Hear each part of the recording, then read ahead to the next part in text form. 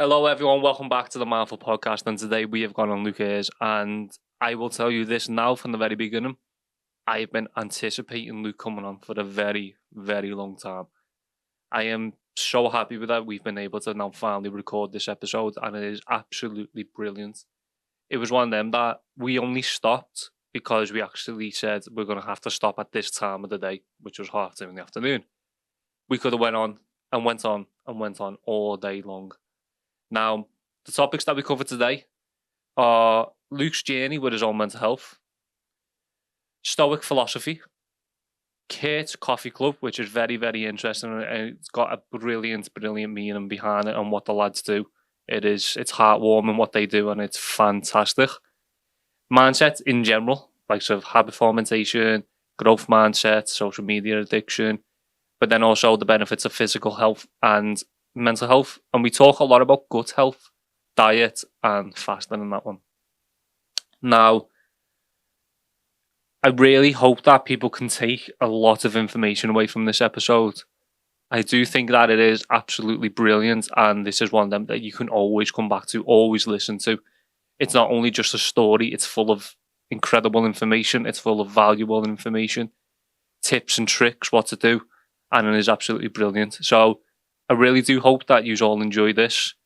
Please make sure that you are liking, subscribing, and turning on the notification bell when it comes to these videos, because it is every single week that we do release these videos. So that is all from me. Make sure that you enjoyed this episode, and I will find you in the next one. So, Luke, my mate, how are you? I'm good, mate. Yeah. How are you? I'm good. Thank you for asking. No one ever really asks me, actually. Everyone goes, I'm tired. I'm fine, thanks. Tired? And it's like, then you just leave it there. If someone asks you how you are, I should ask them back. Exactly. How many times I walk past people sometimes as well, and I think this after, they just go, "Hey mate, all right?" And I go, yeah, I'm sound. Carry on. I have not just asked them how they are as well, but yeah. So when you pass people in the street and stuff, but yeah, it's just one of them like natural responses, though. I'm tired, mate. Yeah. Or just how are you? But you carry on walking. You never actually get the reply off them. Yeah. Because we're all too busy. I know. But firstly, lad, I want to say I'm happy that you're finally on here. Like, I've been looking forward to this one. So if anyone's watching, listening, well, they won't be if, it will be. The people that are watching, people that are listening. Like, we've got a lot to talk about today, but I'm looking forward to it. I feel like you're going to give me a lot of wisdom. Well, hopefully, yeah. That's the. We've already been chatting for enough an hour. You got here just on our set. Yeah, I did, didn't I? Yeah, I've been here for an hour already. Yeah, Bird's going to be like, why the fuck are you home yet? Yeah. But I reckon we jump straight into it today. Normally I like to ease into it. Okay. But I feel like the conversation today is going to be good just from the get-go. Yeah. Don't have to beat around the bush. So, you've said about a couple of things that you want to write down, and we've got about 6 topics that we would like to cover. We don't cover them all, like we were talking about before. We don't cover them all. Yeah. But let's just talk a little bit about your journey and your mental health and that, because obviously you've done a lot of work on yourself, like you pointed out before, like with the journaling and that. Yeah, well, everything that you've done, it'll come up. Yeah. So just give us a little bit of background. It doesn't have to be too deep right now, but just a little bit of about yourself, your journey. So where do you start? It's always an interesting one, but I think the best place for me to start from, I mean, my shop story starts as I'm a massive wall. Come from Runcorn, it's a tough. You don't sound it though, Well, I've mastered the fake accent, and it comes out thicker and stronger depending on the environment. So yeah, I think from a young age, my mum and dad separated when I was quite young. I've always had my mum and dad in my life. They've always been 2 really pivotal figures in my life, growing up. So that's a lot better than some people have experienced in their upbringing and stuff. But it did leave me with, I suppose, like those thoughts of Christmases are quite difficult because you feel torn between like staying at my mum's or staying at my dad's, and you should just do it every other year. But like sometimes I'd be like, I want to stay at my mum's this year, and it upset my dad. And seeing my dad wanting us to be, I could see how upset my dad would be if it wasn't, when I didn't stay at his and things like that. So it was difficult, and I just always wanted, when I grew up, I was like, well, I'm going to have a nuclear family. I'm going to have me, partner, kids, dog. No. and that's going to be it. And I'm not going to have that. I don't want to. So I grew up from a young age feeling like that. And then my life changed when I was at uni. So everything up to that point, all the way through school, I was like Jack the lad. I was one of the brightest in my year, really, smart, intelligent, really capable in top sets, but I sort of messed about. So all my teachers ever said is he's capable of going to the top university in the country. He could go to Oxford or Cambridge, but he won't because he doesn't apply himself enough. Yeah. So that was always the the thing with me was like application.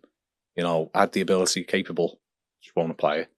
And I don't know why that was, but I think it's just because I never really had a motivation to focus. I thought, well, it'll just end well for me. I just assumed that I would become a dentist or a doctor or a chemical engineer as I wanted to be and things like that. And I wasn't made for the life that I was. My dad worked hard physically all his life in like a copper tubing factory, plasterer. He's still plastering to this day, works hard, hard hours, hard labour.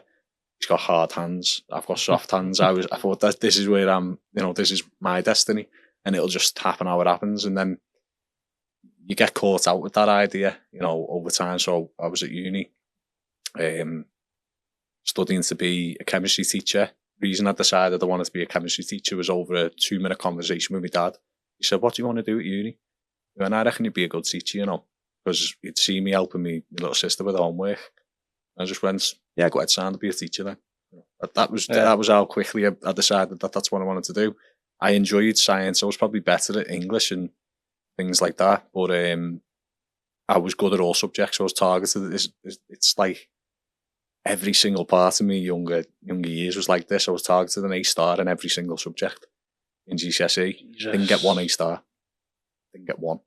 Did you get A's? I didn't revise. I got A's and B's. I got about 5 A's and the rest B's and a couple of C's, I think.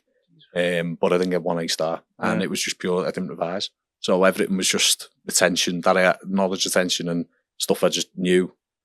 I did like maybe a past paper the day before an exam, and then went in and just thought that would be enough. And there were things that I couldn't remember, so I wouldn't get the grades that I was capable of getting. So that's why I decided to be a teacher, because I didn't get I did the same thing in my A-levels. My A-levels, I was in sixth form. I spent most of my free periods playing footy with the lads, playing one bounce. And then I dropped out. I did so I did biology, chemistry, philosophy and ethics, which was like religious studies. And I did psychology for a bit. I love psychology as well, so I wish I'd carried it on. But, you picked 4 subjects and you could drop one. Because we did like an AS level in year 11 in IT, I already had some UCAS points from that. So that was like a little sweetener. So I knew I could just do 3 A-levels and get into uni, no problem. But then I wasn't going to get the grades I needed to be a chemical engineer or a doctor or a dentist or something, which was where I thought I was going to end up. So I had to lower my sights, but I was okay with it. I was more interested in going out with the lads and messing about and chasing girls and things like that at the time. So I wasn't thinking about my future necessarily.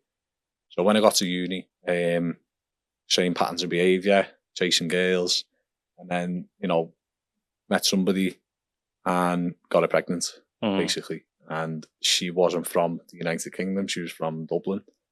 And obviously with that comes a whole set of challenges because of, especially with my mindset being, I want to have a nuclear family.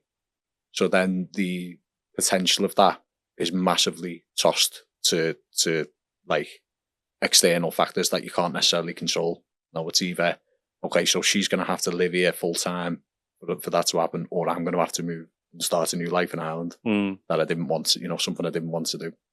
We'd only been together a couple of months when she got pregnant, but I didn't find out that she was pregnant, or we didn't find out until she was like 6 months pregnant. Jesus.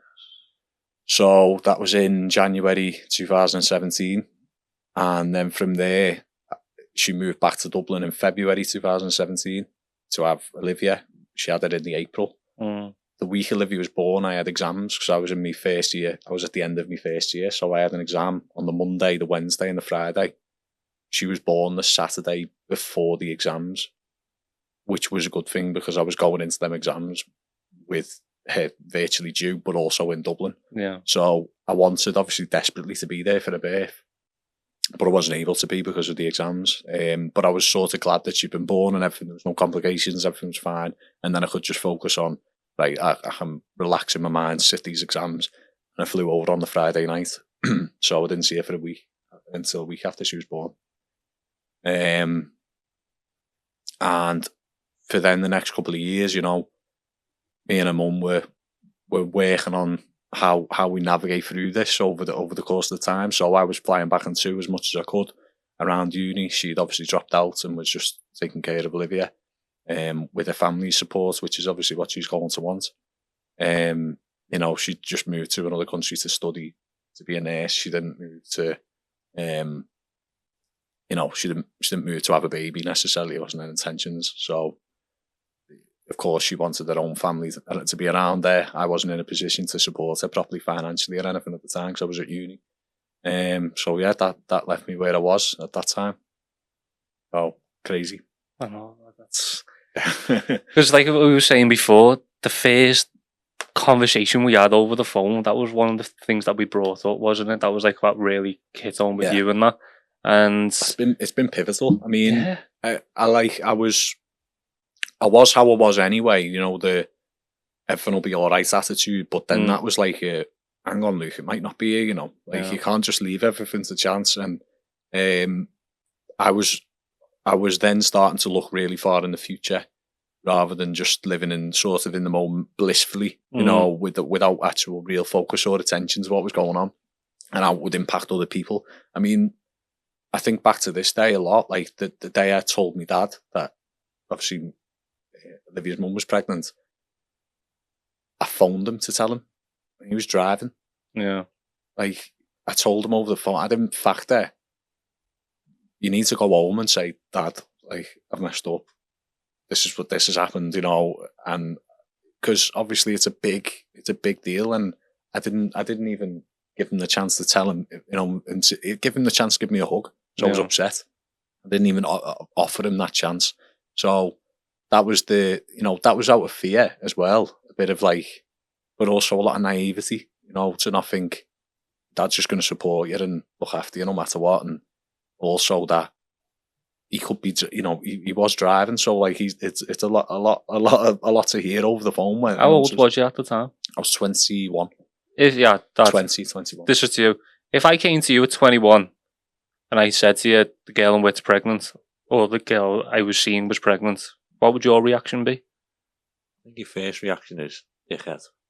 Yeah. Firstly. Yeah. But then it's like, it's about support. Yeah. Because you're in a situation now where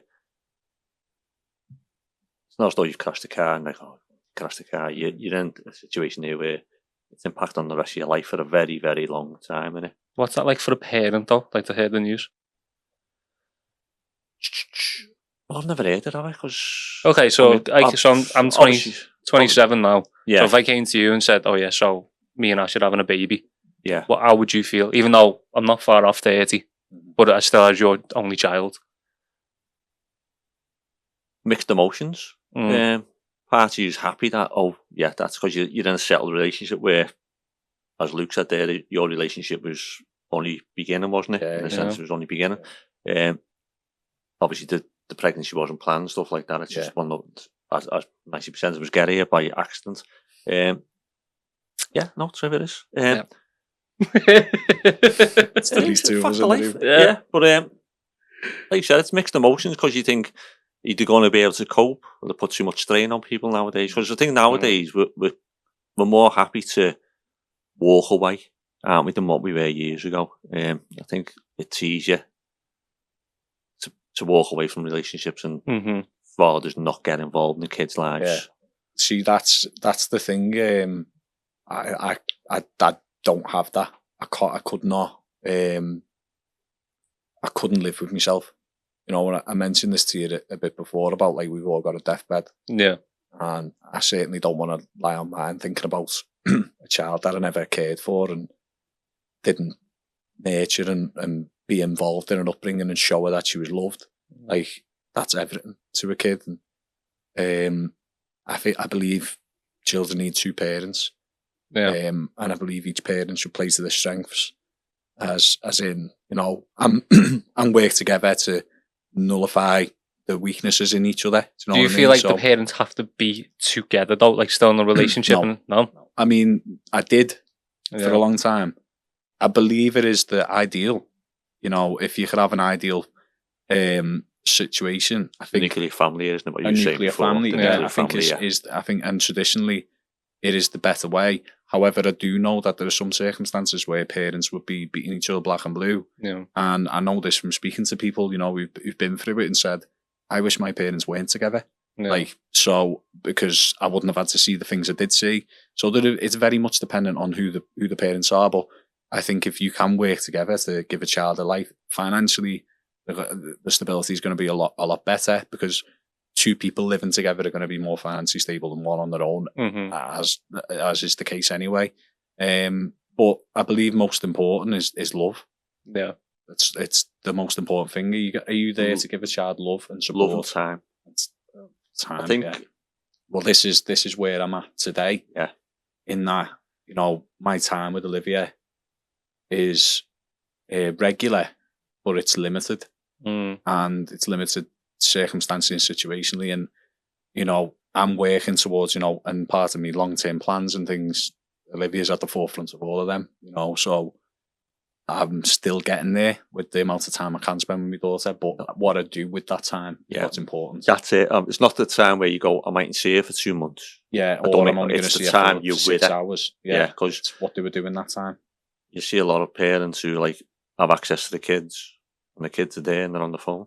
Yeah, exactly. And you're like, no, put your phone down, spend time with your kids, put that 7 hours into your kids that you may have just for that day. And that's it. And it's not about bombarding with presents, it's about bombarding with time for you to. I mean, don't get me wrong, I'm still learning, but I've had to learn. It's just so this is where, you know, as I go back to the story, I suppose, after she was born, I was flying over, staying there with her mum, and we were staying in her mum and dad's house, and you know, I was trying to be focused on, like, this is going to work, but I think there was a part of me that could see that it just wasn't going to work out for us. And I think we both could see that. So unfortunately we ended up separating, and it was actually the pandemic that caused that not caused it, but was the final nail in the coffin. So as you can imagine, COVID hits, you start thinking, well, travel's gonna stop.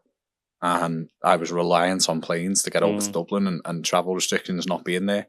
So then, you know, we decided that we were going to separate at the beginning of the pandemic. And there was a part of me that, in the build up to that and just shortly after, I mean, I was living at home with my mum. And I remember one day with my mum, now I was like beating myself up so much about the situation. I felt like I was letting Olivia down, that I'd given up on us trying to make it work and stuff like that.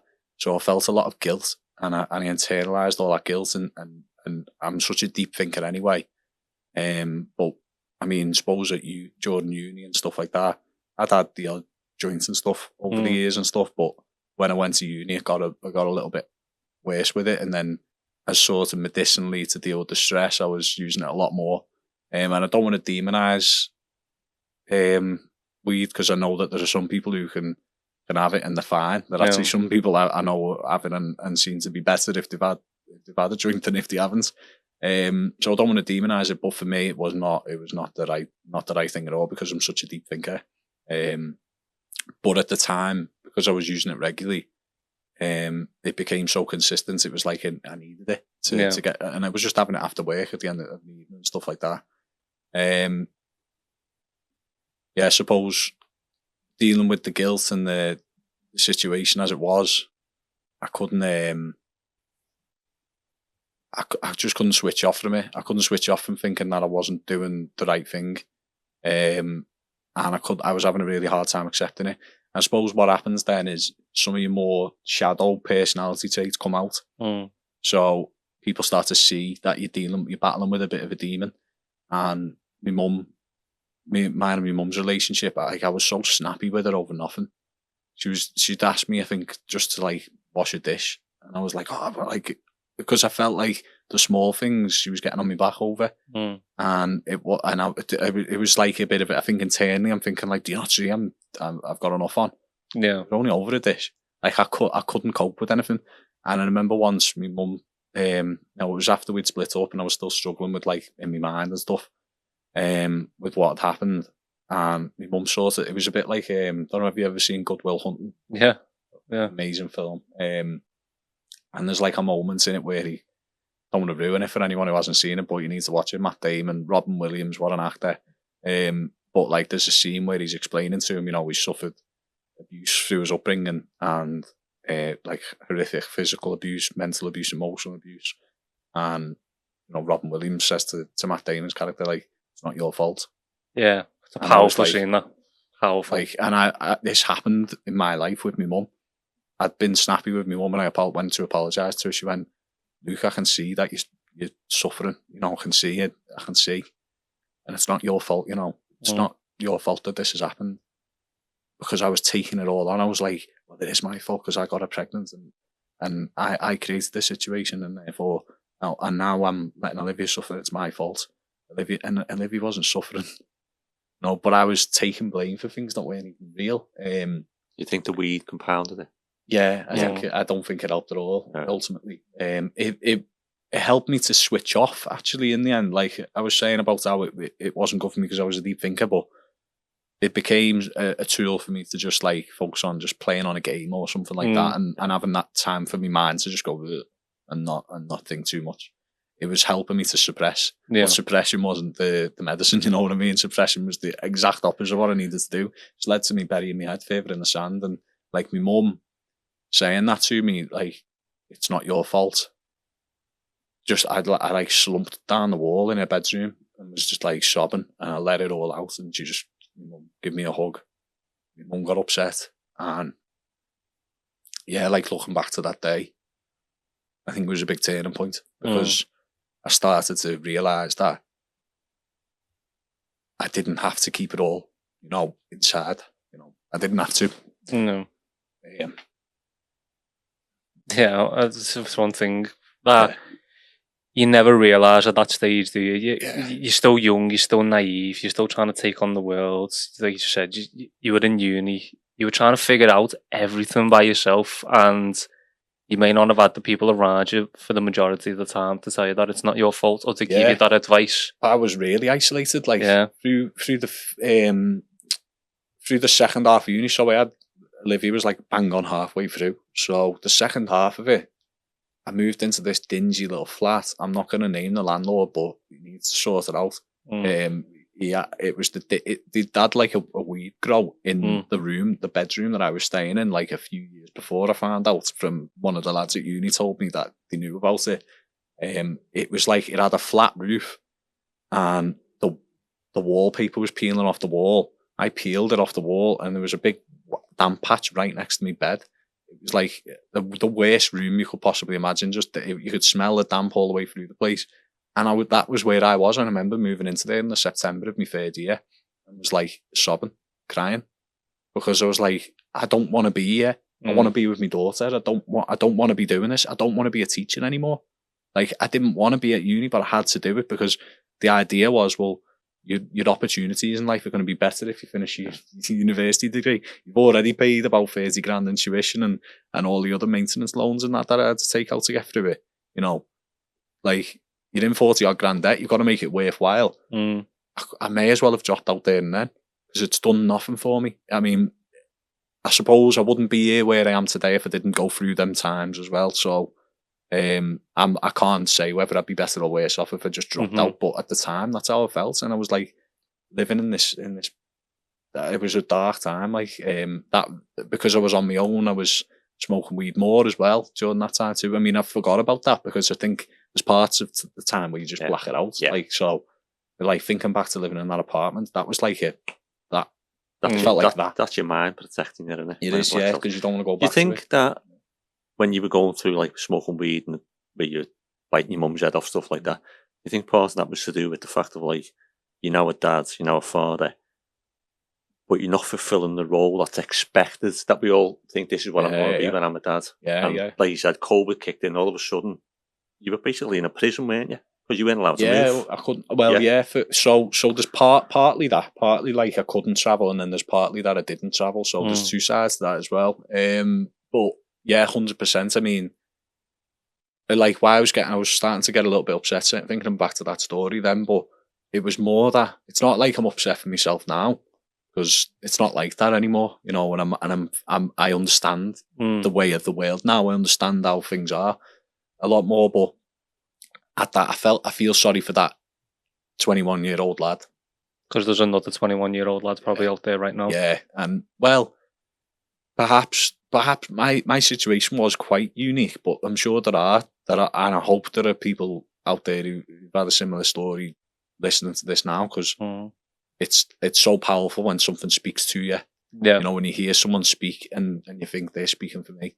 So there are dads out there, and you know what, my biggest message I would like is for anyone who thinks that they're doing enough right now for their kids, and they've got the opportunity to do a bit more, try and do a bit more then. You know, if there's anything that you think you could do a little bit more of, just try and do that, just a little bit more each day, a little bit more, and saying yourself out your old habits and stuff, and get rid of them if you can, if they're not serving you well, because your kids need you, and the kids are the next generation. The kids and children are the most important thing ever that you could ever. It doesn't matter what you do in your life, it matters what your kids do. If you have them. No, not everyone's going to choose to have kids, but I mean, if there's a purpose for humanity, that's the only one purpose I can find that no one could disagree with, is having kids, because it's it's part of the cycle of life. It's keeping the population, keeping the species going, isn't it? That's it. Yeah. I mean, we're driven towards it through sex. Like, why do we want to have sex? It's driven, built in us, because that's how you have kids. You know, so it is of course massive. It's not everyone's, you know, ideal. But there are people, you know, for people who have kids, and like you're saying before, you're sitting on your phone, you're not giving them attention. You sit on your phone all you want when your kids are gone to bed, or when they're not around, or whatever. But if you sit on your phone a lot, you're probably going to sit on your phone a lot when your kids are there. Yeah. And if your kids are sat on iPads and tablets, and they know how to just do that, but they don't know much else, they don't know conversational skills, how are they going to grow up in society? I mean, I read about or I read or heard, and it was Jordan Peterson talking about children, you know, up to the age of like 4, children who have certain tendencies who don't grow up like a 4-year-old should be a 4-year-old when they're 4. They should behave like a 4-year-old. If they're still acting like a 2-year-old, the chances of them being ostracised, even in primary school and stuff like that, especially then into secondary school, is like 75% more chance. So they already become an outsider, because the other kids will just, you're too immature for us. 4-year-olds hate 2-year-olds. They're really immature. They can't get their head around them. So it's a mad age gap. The 2-year age gap can be a funny one with kids and stuff. It's twice your age. It's half your age, and it's like I'm the development that happens. I'm 60 used to it in your late 20s, but it's the same difference. Know what I mean? It's half your life. It is, and it's 30 odd years difference in what we're talking about there. But you're talking about like that 2 years are massive, aren't they? The development in a child. But as you were saying there, Dan, it's like when the things about like other things saying, don't give your kids what you never had. Teach them what you were never taught. Yeah, and it's all about, you see people and they apply kids with all sorts of toys and the latest iPad and all sorts, but don't teach them nothing. And it's so much. So you've got to teach your kids. Yeah, that's it. Remember, and I love watching him at times, Jimmy Carr. He'll sit on podcasts and he'll talk, and the things he's coming out with are amazing. Yeah. He says, I can give me kids McDonald's, I can give me kids all the toys in the world, but all I'm doing is teaching a fat idiot. He said, I don't want my kids to be fat idiots when they're older. He said, I want them to be this, and this. Yeah. Then it's up to me to teach them that. Yeah. I mean, that's like, I heard this not so long ago, but, you know, when you think about like broken homes or things like that, and coming from a broken home, and like it's a saying that people use, I think everyone's home has cracks in it. And you learn how to fix them, you know. So if you're 2 people coming together from broken homes and you've got bricks there, you can build a new, you know, something new. And it's about building, how do you want to take the best things about your upbringing, the best lessons you learned, and the worst ones, and you pick and choose them what you apply. And as long as you've learnt in yourself what makes you act in certain ways that aren't how you should, then you're gonna provide a better life for your kids. But the hardest things that I found during the times when I wasn't with Olivia was like the dreams. So like going to bed and waking up in the morning, like going to bed at night thinking I should have helped her brushing her teeth last night, but I couldn't because it wasn't there. I could have read the story last night, but I couldn't, but it wasn't there because it wasn't there. Sorry. I want to go to bed. I want to give her a kiss on her head when she's asleep and check she's all right, going to sleep. I should be there when she wakes up to play with her for a minute, make her breakfast and stuff like that. And every morning, every night I was going to bed, not able to do that. It was just like a little blow. And every morning waking up, having a dream that I was with her, and then waking up and she wasn't there was another blow. So I would go over there and they would come over here as well and stay in mine with my mum. We'd visit family and stuff like that. That was pre-pandemic. And obviously after we split up, I had to just I just suppressed so much during the pandemic that it was unbelievable. Like I distanced myself in my mind to protect myself because the emotional turmoil I was in at the time through it, just not being able to be there. So it's like I can't explain it. Like I think that everyone I speak to says to me the same thing. They say there's a lot of dads out there who wouldn't do what you do, and that just baffles me. There's a lot of dads out there who wouldn't feel how I feel in that situation. I could never get my head around that. How could you not care? How could you not think that you should be doing more? So that used to irritate me, that there were dads out there who weren't doing enough. But when I then I got into another relationship, so that was I stopped with the weed then as well. So it was funny, I'd been smoking weed all the time. It was the distraction. Then I met a girl, and it was another distraction. And I put all my eggs in that basket and tried to make a relationship work there. And I kept living in my mind. I was still FaceTiming her, things like that. But I wasn't active. I wasn't trying to be active in her life. I was sort of going, oh well, it's okay. I can get on with it. But I just couldn't still. And then it's only over the past sort of since I started going over regularly and much more regularly, that I realised that I'd been letting her down even when I had went, you know what I mean? So all of the times where I was upset about what I wasn't able to do, when she was there, I wasn't even doing it as much as well. So because I was so distant, it was like having two separate lives. And it's so bizarre to think of. But you have to, this is where acceptance comes into everything for me. I had to accept the situation was how the situation was. I could not change it. I could deal with it, but I couldn't change it. What is the best way I can deal with it? And then you do that. So you can't, I was so hung up on what could have been, should have been, would have been, that I wasn't dealing with what was. And when I started to wake up to that, after my mum said, no, it's not your fault, I started to move forward with it in a better way, I think. But I still went through periods where, the suppression, emotion was just it led, you can see a picture there, the anxiety iceberg, what's beneath the surface that you ignore, and when you've got your head buried, you're lost, aren't you? You're not. What happens with anxiety is it's two ways to look at it.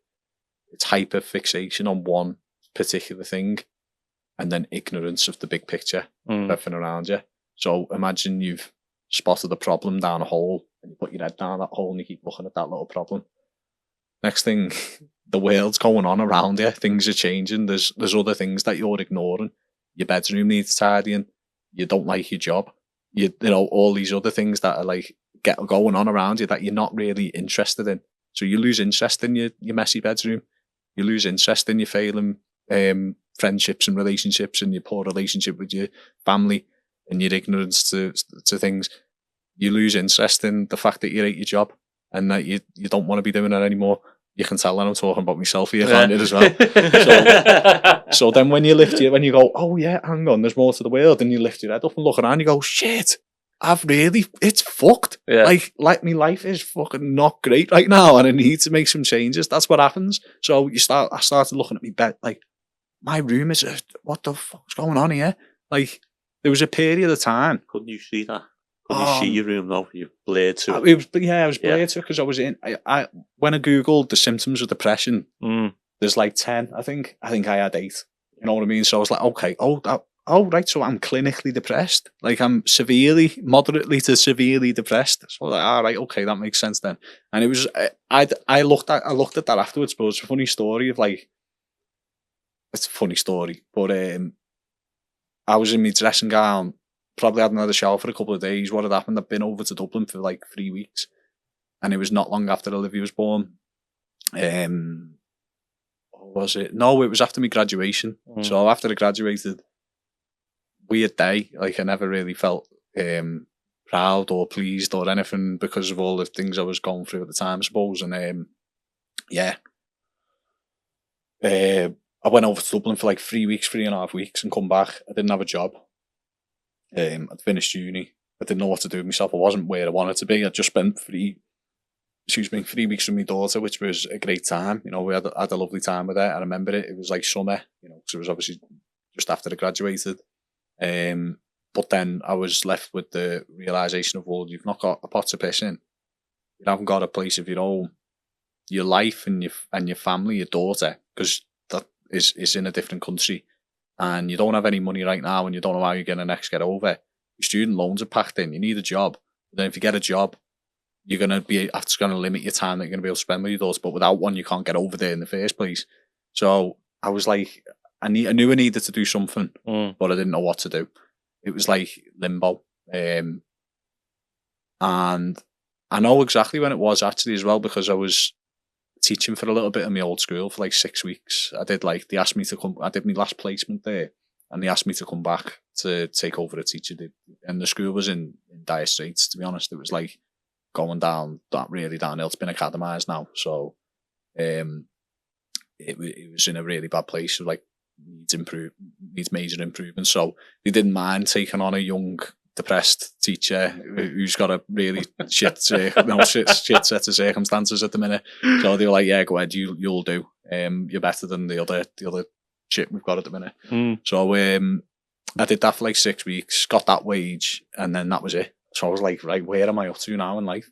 And I was sat in my room for like a few days, not moving, not doing nothing, not seeing anyone. My mum was getting worried because I wasn't eating. Like she'd go to work and come in and there wasn't a dish in the sink, which she was complaining to me about before, but then there wasn't one.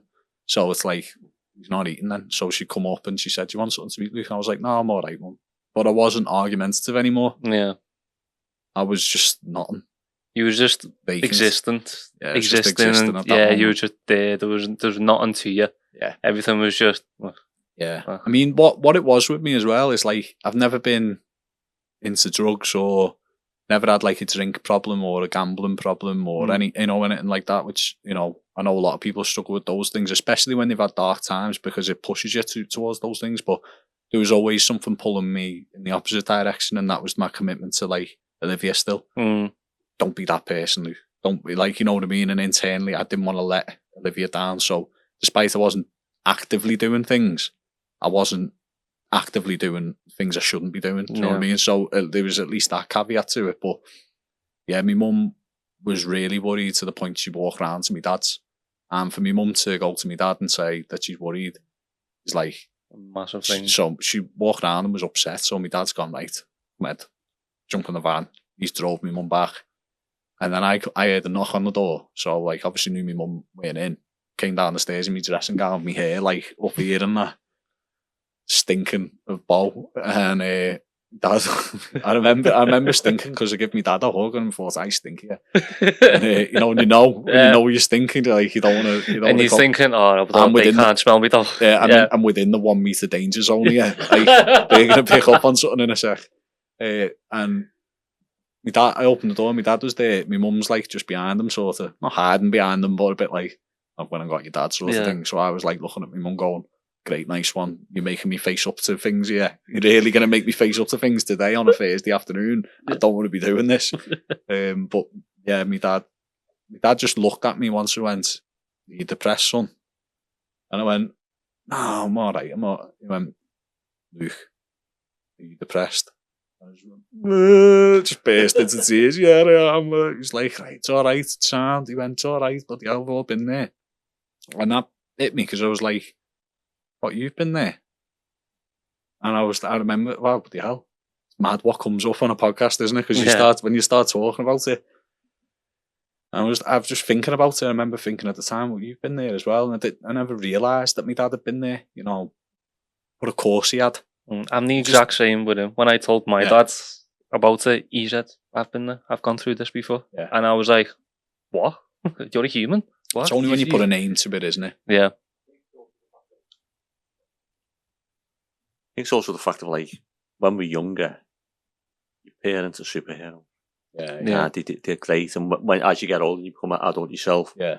Your parents are people. Yeah. And you start living the struggles they've lived. But they've had the same struggles, like you said. Some people have a lovely life and a perfect life. Most of us don't. We have them ups and, like you said, the iceberg, and we're all smiles on the outside, but underneath, we're fighting our own demons all the time. Mm-hmm. Yeah. I mean, like, my dad just saying that to me obviously hit. And then he said, right, you're coming into work with me. And that led to me getting a job, you know. So I was just labouring with him, and that would give me the money that I would need to fly to Dublin, and I could spend a couple of weeks there. When the money ran out, I would fly back. Say, Dad, I need some work now. I'd come back into work with him. Got to like Christmas, and obviously he's a plasterer, so people don't have the money after Christmas to book him in. So work dries up for him, so he's got to like get ready for Christmas and then have money to get through, you know, the next couple of months as well after it, because it goes dry. So he obviously said to me, look, you're going to need to get something now. Been helping you for like 6 months. And I made some improvements during that time. So I spent a lot of time with Dad, and we were working together, and it helps our relationship too. But all the time I was like, my mind's with Olivia and was with her, but it was more with myself feeling down about not seeing her, you know, than actually thinking about what she needs, what's in her best interest, what am I doing for her. I was just thinking, I should be there. That was all it was at the time. So yeah, I suppose going forward from that, you know, I started the job as like a call handler, you know, in a call centre in January, and I walked in there. I remember being in the training room and like looking round at the people in the room, and I thought, with no disrespect, I want to be as good as I possibly can be at something for once in my life, because I'd never tried, and I've just thought, well, you're back to square one in a way. You're in an entry-level job. You're in a big company, and you've got an opportunity now to just maybe try working as hard as you possibly can at one thing and see what happens. That's in one of Jordan Peterson's books as a rule, which is something that I started to get into more and more with books. Isn't that the 12 Rules of Life? 12 Rules for Life, yeah. I'm sure I've got that somewhere. It's there. It's the green, yeah, it's the that one there, yeah. Could you just pass us that? Because I'll check it in there. I've got it, obviously, and I've seen it on you. I can see it on yourself, but the rules are in here. I'm sure it's in it. So I just want to make sure it's, yeah, rule. Maybe need the laptop now to fact check it. Yeah. It's not in this book. It's in the next one. It's in Beyond Order. Okay. Try your hardest at least one thing and see what 43-22. Cut that piece out. Luke looks daft. I'm happy to look after. No problem at all. He's misquoted Jordan Peterson. Well, I think that is an accurate quote. I'll let people online check it. They can fact check it, but I've heard it from him anyway. But yeah, the rules in this and reading about these things gave me so much. Like I've seen Jordan Peterson talking, and he gets quite emotional. He does, doesn't he? And I see him getting more upset now. He seemed angrier a while back, but like I think it's so hard for him because he gets a bad rep from a lot of people, and I think it's because they haven't listened to him fully. They haven't given him enough a chance, and they've got a particular set of they're in a particular way of thinking themselves, and and are troubled in their own ways, and he's not speaking to them. He's speaking to different people who are a bit disenfranchised with the world. Young men usually find it good to listen to him. But one of the things he said that's like so hard is like, it'd be a great thing if you could have lots of people come up to you and talk about how the words you spoke have helped them in some way. But at the same time, it's a double-edged sword in that you then learn how many people are in that place. And you realise the gravity of the situation and how deeply rooted it is in our society, how much suffering there really is. So your eyes become opened up. So imagine every time you leave the house, people coming up to you saying, reading your book changed my life. So it should be a great thing. But it's like, and he compared it to a piece of music that's got that much depth to it that it's like both sad and happy at the same time. So you can't quite put your finger on it. But I tried my hardest anyway in this job, and within 6-7 months, I'd like stepped up to be like a floor walker. So I was helping the new starters, which is good because, you know, there's some knowledge you needed to know to work on the phones. I'd done really well, hit all my targets, and then I went into that. I went into floor walk and did that for 2 weeks, and then I became a team coach. And then I did that for 5 months and became a team manager. So within 12 months, I was managing a team. And that was a great distraction for me to focus on work at the time. You know, I was working 9:30 till 8, 3 days a week, and then 9-5 on a Saturday. And I used to have a Monday off and a Thursday off. I'd have Sunday, Monday, Thursday off. So it was like 4 days in, 3 days off each week. Same shift pattern. So you'd always get 2 days off together and then a day off. And on the Thursdays, I used to just, because I live in Runcorn, I live in Runcorn East, so it's like where the housing estates are. And you can get the train to Warrington, and you know, it's only one stop, so it's cheap. And I'd go on my own and just walk around and like, that's them donuts and Tim Hortons. I used to go there on my own, and not really do anything. I'd just go on my own just to get out for a bit on my own and like wander around. I wouldn't do it all the time, but I would quite a lot on the Thursdays. So I was just trying to just tick over really, but at the same time, I'd worked really hard at something. I was getting some success, getting good feedback from people, like, and I was helping people, and I was getting involved in my journey with improving my mental health, and I was starting to focus on my diet, my exercise. So there were aspects of me that were getting better. Like a lot about like your focus and how much hard work and that you put into things. Do you want to just carry on with just going from there? I mean, that time was when I was opening myself up to the idea that I could work hard at things, and then I had hard work in me, you know, a bit of graft in me, and it wasn't just book smarts and intellect. I could actually put a shift into.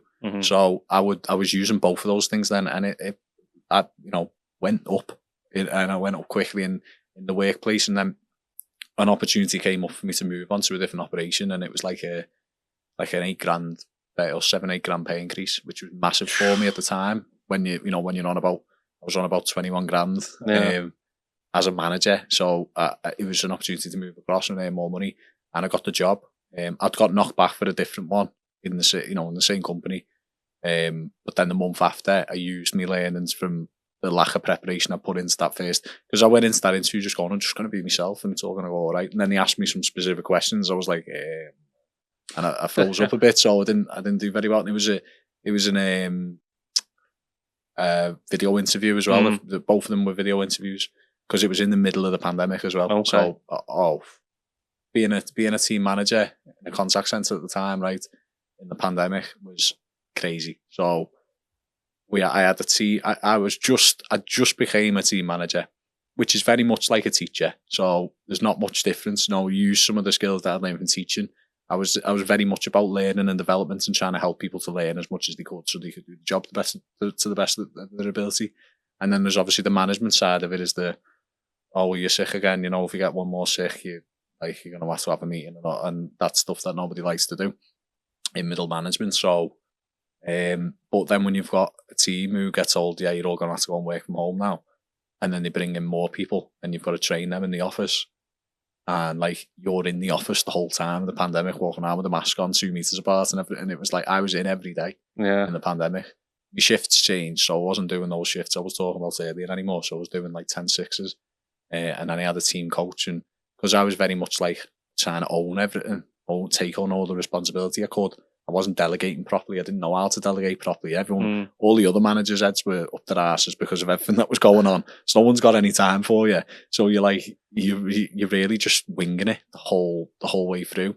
And I learned a lot during that period, but obviously I didn't do everything right, you know, and I know that. I was like ignoring things that I should have been doing, paperwork and bits and pieces, and like, I think everyone was impacted by it though. So I was trying to stay afloat as well. But I was in the role. I'd hit the plateau, like the point where I wasn't going to become an operations manager or operations director anytime soon. So I needed to just ride being a manager and take the knocks at the time. Then new opportunity came up, and I just sort of fell into that for like 2.5 years. And to be honest with you, I wasn't enjoying it. I wasn't enjoying people management. I wasn't enjoying the job, what it was.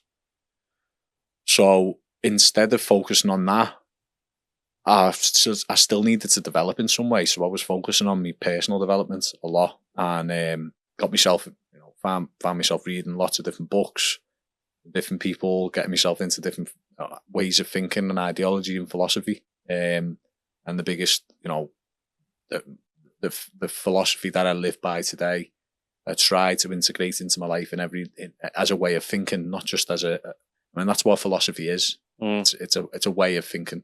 What philosophy is it that you try to implement to yourself every day? Stoicism. So, book I passed here earlier on. Yeah, I had a little book of Stoicism. That book I actually got later than the other ones. But the first book that got me really into the idea of Stoicism was The Obstacle is the Way by Ryan Holiday. Okay. Really, really, really good book. And then I've read others by Ryan Holiday as well. But what have you found that books have done for you? Because a lot of people don't read, and now I'm becoming more of the philosophy, like the Chimp Paradox, Mad Management, reading like self-help books, self-development books. Yeah. What have they done for yourself? Well, self-help can become a bit of an addiction, can't it? Yeah. I think that was for me for a while, but it was necessary. So I needed it. I needed to develop. There were things I needed to change about myself and in terms of my way of thinking. So, you don't have to read. Like, it wasn't just reading that helped me. Like, you can get all this information and you can take that information in a way that works for you. If people who struggle with ADHD, and I think ADHD is not only like born with that inclination, but I think it's developed in today's society. We were talking before about kids with the tablets and iPads and stuff. Like, if they're sat in front of them all day, then and they're watching short clips on YouTube and TikTok and all sorts of stuff where it's short, snappy, dopamine boosting, or dopamine inciting media that they're consuming, then you're not going to be able to focus on long version like books. So I can sit and read a book for an hour, 2 hours, and not lose focus. I couldn't do that maybe 3-4 years ago. But I can now. I could pick a book up now and sit here for 2 hours and read it. And I've trained myself in that way. It's a skill, isn't it? It's a skill that you develop, like you said there about practice it. Like, do it myself, we all do it, flicking. And you're flicking and your attention span is affecting your brain and your attention span. I think I've found that with kids, as I've got older, like obviously like TikTok, Instagram Reels, YouTube Shorts, and not becoming a thing, that, for instance, if I want to sit down and try and play the game for a bit, like just a bit of me time for like 2-3 hours or whatever, I think I've got some time here just to shut off from the world. Can't. You pick it up. Pick it up, go into a game, no, come out it. Go into another game, no, come out it, and keep doing that. And do that for like 10 minutes and go, I can't do it, I'm turning off. I did that literally the other night. I went on FIFA for a little bit, and went on UFC 5 for a little bit, and then I put Red Dead 2 on. And I played Red Dead 2 for 10 minutes, can't be asked. Because it was going to take too much time as well. So I was like, quick game of UFC, I can have a go with that, and hopefully if I'm playing well, I'll knock people out in the first round. So I'll get a few games in. Not on the in street, like 20 no. minutes. Not on the street, no. Yeah. But yeah, I'm all behind the pad. Behind the pad and the mic and the headset. Letting people jiff. I think they banned the headset and mic on UFC because it's like it's a fighting game, so they didn't want people to be like because it was getting too much the racial comments and things like that people were coming out with. So I think they just outright banned it. Yeah, just said like it's too far. But yeah, I was I think reading's helped a lot, but and books have helped me a lot because they've helped me to open my mind to ways of thinking. But it's not just the books, like it's how I go about my life in the world. Like I want to spread knowledge as much as I can to people. No. So when I read something, I don't just go, I can use that to my advantage, and then like there's a book called The 48 Laws of Power. I would recommend anyone to read that. A lot of people refer to it as one of the most toxic books ever. Next to my bed. Next to your bed, yeah. Well, the reason I would recommend it to everyone is because a lot of people in the world don't realise that they do these things, and it's very much part of human nature, and power struggles and power and hierarchy is part of our human nature. If you go back to more primitive times, every tribe had a leader and a person that they would look to, and it was a hierarchy based on power, and power is not something to be brandished around and to squash and downtrodden people. It's to use to empower people. That's what power should be about. If you represent power in your community, it's to represent and protect. Yeah, because what I've been reading, sorry to interrupt, but what I've been reading, have you ever read I'm going to sound stupid because I always refer to this book, but it's because I'm reading this book at the minute. Yeah. I'm on my philosophy. I'm the same thing. I forget books that I've read before, and I focus on the one I'm reading at the minute, So have you ever read The Chimp Paradox? Chimp Paradox, yeah. I've not read that now. All right, so I'll have to get it. when I'm finished with it, and there's a chance, I'll give it to you, and then you can read it. But there's a part in it where he's saying about, like, he refers to the chimp part of the brain as the emotional thinking, the limbic part of the brain. The frontal is the human, the limbic part is the chimp. But he says, the reason why we always sort out to try and impress people, so if you ever think back to schools or when you're kids or whatever, or your mates, and someone wants to try and impress someone, it's because they're looking to the alpha chimp. They're looking to try and impress the strongest. And we're always looking for that. So that's why we need like that hierarchy. We need that power because we can have someone to look up to. Because if we don't have it, then we've got like no one to really go towards. You'll have the odd people that will step up to the occasion. But we probably can't think of that many people ourselves right now that would be that person to step up. In every group, you can get a group of 15 of the weakest individuals. Yeah. And someone will step up to become a leader. Yeah. Because it's actually been proven that if you're pushed into a position where you might have to be a leader, your body's testosterone levels automatically increase. Yeah, it's actually been proven that once people get pushed into a position, like in military, an officer gets shot and someone else has got to step up. It's been proven testosterone levels automatically increase to fulfill that role. There's other chemicals involved too. I mean, in that book, the first rule, and this is right, stand up straight with your shoulders back. It implies that the best way to appear confident is to appear confident. So you don't, to be confident is to appear. So before, like, sort of like fake it till you make it. Yeah. So to stand up straight with your shoulders back is to appear bigger, larger, more confident, more assured in how you speak. To speak slowly as well is something that I've been trying to work on because it sounds more hard hitting, more impactful.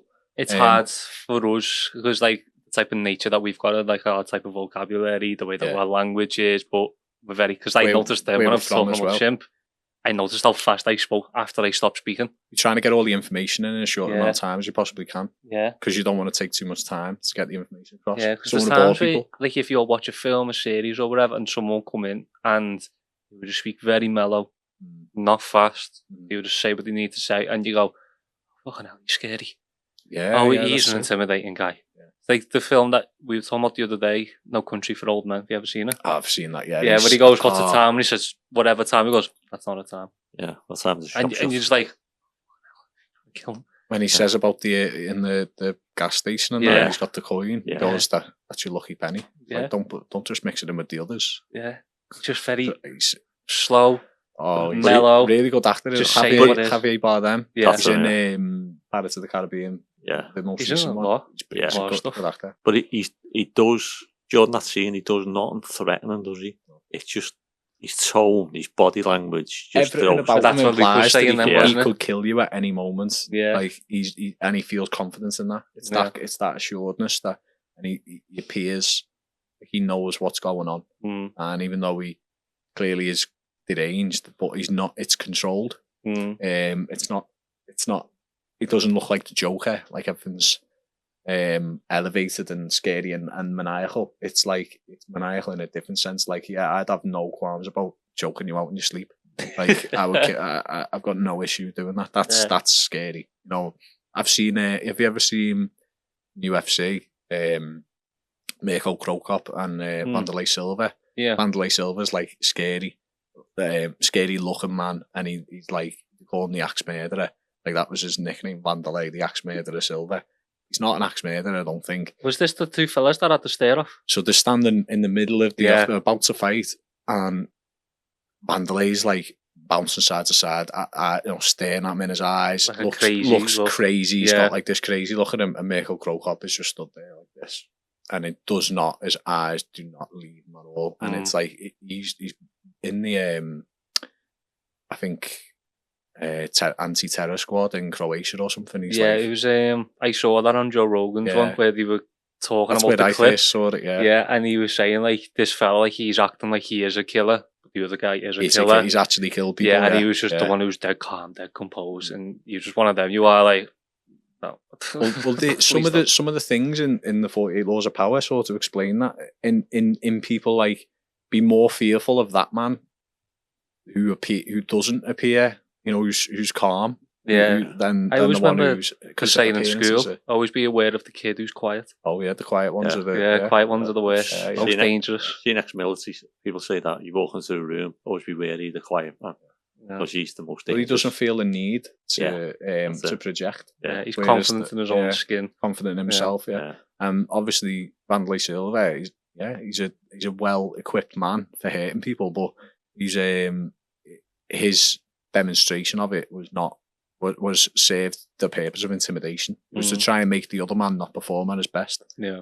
Whereas Krokop knew he was going to either perform at his best or not. It was like it's a calm in the storm sort of thing. But I suppose going back to these books, I mean, 48 Laws of Power is something I've got more recently. In that explaining how other people act. So that's why there's an element of the book that's quite toxic in some ways, but it's because dominance hierarchies have elements of toxicity to them. You know what I mean? It has to be as part of the nature of the beast. So it's not explaining, it's not saying that you need to be this way, but maybe you need to be aware of it in other people, and therefore that awareness can help you to navigate through life a little bit easier than you are currently. And I think that's why it's worthwhile for anybody to read. I mean, there's some of Robert Greene's other books I would prefer picking up for a longer read, because 48 Laws is quite, especially the concise version, you can read through about 5 or 6 different laws, but if you're reading through them quickly, you're not contemplating them. You need to maybe read one a day and just meditate on it in a way, and take your mind to it and just think, okay, how does that apply? When have I observed that in life? When do I observe it? When will I next observe it? How am I going to act in that moment? How am I going to practice it? That's the thing. In the book, so I was saying earlier about with my current job, so I'm now in sales. I left the job that I wasn't happy in for a long time in sort of middle management, and I wanted to do something for myself now, and all of the self-development that I've done, I wanted to apply it into something different, and I've been really successful. I was like top performer for my team for like the first 12 months, so I got an award. I've had multiple awards, been to nice events and stuff like that, where I've been wined and dined and 3-course meals in Birmingham. So I've been really enjoying it. I've got into a different role. I've been promoted again since. So now I've got a company car, good earning potential, things like that. So things have gone really well in that respect now. But I'm now in the process of mastery. I want to try and master the job, get it as good as I possibly can be at it. So there's a lot of you want to master it so you can take that skills that you've learned further down the line in life to then apply it to other places, or to stay in the same type of environment? Well, I'd like to stay in the environment I'm in for a few for a few years. You know, I enjoy doing what I'm doing now. I know that I've got a lot to learn, but I'm open to what will come as it comes now, because, you know, the main objective for me is to get a mortgage so I can have a place and a bedroom for Olivia. Yeah. It all comes back to that. There's no reason I wanted to get into sales other than the money that I need. And it's the shortest way to that money, it seems, at this moment in time, is because the commission potential, it's a stressful job. It's a difficult job. It's not an easy job by any means. It's not about the gift of the gab, especially in the field I work in sales. Is most of the time people know what they want, they know what they need, and it's just about timing and discipline and being there at the right time sometimes, but also actually genuinely caring about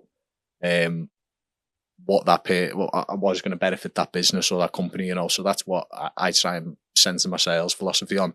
A lot of that has come actually into fruition a bit more recently, because I work a lot of the time sat in a corner in Starbucks now. Or Costa, you know, I don't have a preference, but by my hand, the Starbucks is considerably bigger and more welcoming than the... Big shout out to Starbucks. Well, our Starbucks is a walk-in, and our Costa's a drive-through. So you find the drive-through ones are a bit less, like, you know, inside they're a bit smaller and stuff, and like the Starbucks has plugs, open spaces. There's a fella who I've seen him a few times. Shout out to Paul. I've seen him come in a few times. We didn't know each other before, but what I noticed about him was he seemed to know everyone in there. And I noticed him doing little things like, there was a girl sat down, she was on a call, and she'd been on call for a while. He just walked in, sat beside her, like near her, and was like, said, "Hi, you all right, whatever." He's working away, and then he went and got a coffee, and he come back and whatever. And then a few minutes later, he just went and bought a juice, and then put it down next to him, and he just got it. Like, he wasn't there to see her or to meet her or anything like that. He just knew her and just thought, "I'll get her a drink." I just thought, that's nice, isn't it? You just notice little things, and then he'd always let on, always talk to us and stuff. And next thing, I got up, went to go and get a coffee, and he led on to me, gave us a little fist bump, said, "What's your name, mate?" Whatever. We introduced ourselves to each other, and he asked what I do. But he'd heard about Kate's Coffee Club, which we'll talk about soon. It's a big part of the journey. And he said, "Do you do like the mental health stuff?" And I went, "Oh no, that's not my job. That's just like..." So he was like, "Oh, do you just do that for like..." I went, "Yeah, I just do it for shits and giggles, like, you know what I mean? It's just like what we do." He went, "All right, I thought you worked in mental health and stuff." So I said, "No, work in sales." And he was like, "All right." And he's actually had a long career in sales, been really successful with it. So it was interesting to just come across someone like that who's got a lot of it. But because the way I am now, I'm very open to thinking he's probably got a lot that there's a lot I could probably learn from someone like him, and he's someone I should listen to. You know, he's someone whose advice I should take. You know, not let it fall on deaf ears and not think I know better. You know, he's someone I'm open to learning from. So, he sat down, had a coffee, and then he recommended me to get a book. He'd seen that I was reading Mastery by Robert Greene. And he said, "It's a good book, Dad." He went, "I've read, 48 Laws and all them books and stuff." He went, "The only thing," he said, "I'd recommend this book called The Go-Giver." And obviously, with my mindset of, I'm going to take on board what he says, I went and bought the book and read it within a day. It's a short book, by the way. I'm not that. It's 120 odd pages, but like, it's a story book, which is a bit strange. It tells the story of this salesman called Joe, who's a go-getter in life. You know, he's got loads of drive, loads of ambition, he wants it and he wants it right now, sort of thing. And he works really hard, and everyone thinks he's going to do really well in work. I thought, that's like me. So you think that's it. This is great. This is like his journey, and every step of the way, he's like realizing how his actions as a go-getter are all about taking what he can, speaking down to people, expecting, "Well, I've done something for you, so you need to do me a favour," and that sort of thing. And you realise that in the book, it's more about being a go-giver. And I'm going to pull my journal up for the first time now, because I want to tell you the 5 laws for stratospheric success, as per this, because I've written them down in here. So, first one's value. Your true worth is determined by how much more you give in value than you take in payment. Okay. So this is to help you in sales. Right, so value being the first one. Number 2 is compensation. Your income is determined by how many people you serve and how well you serve them. Right, so if you can look after as many people as possible and do a good job of it, that's going to determine how much money you're going to make. Influence is number 3. Your influence is determined by how abundantly you place other people's interests first.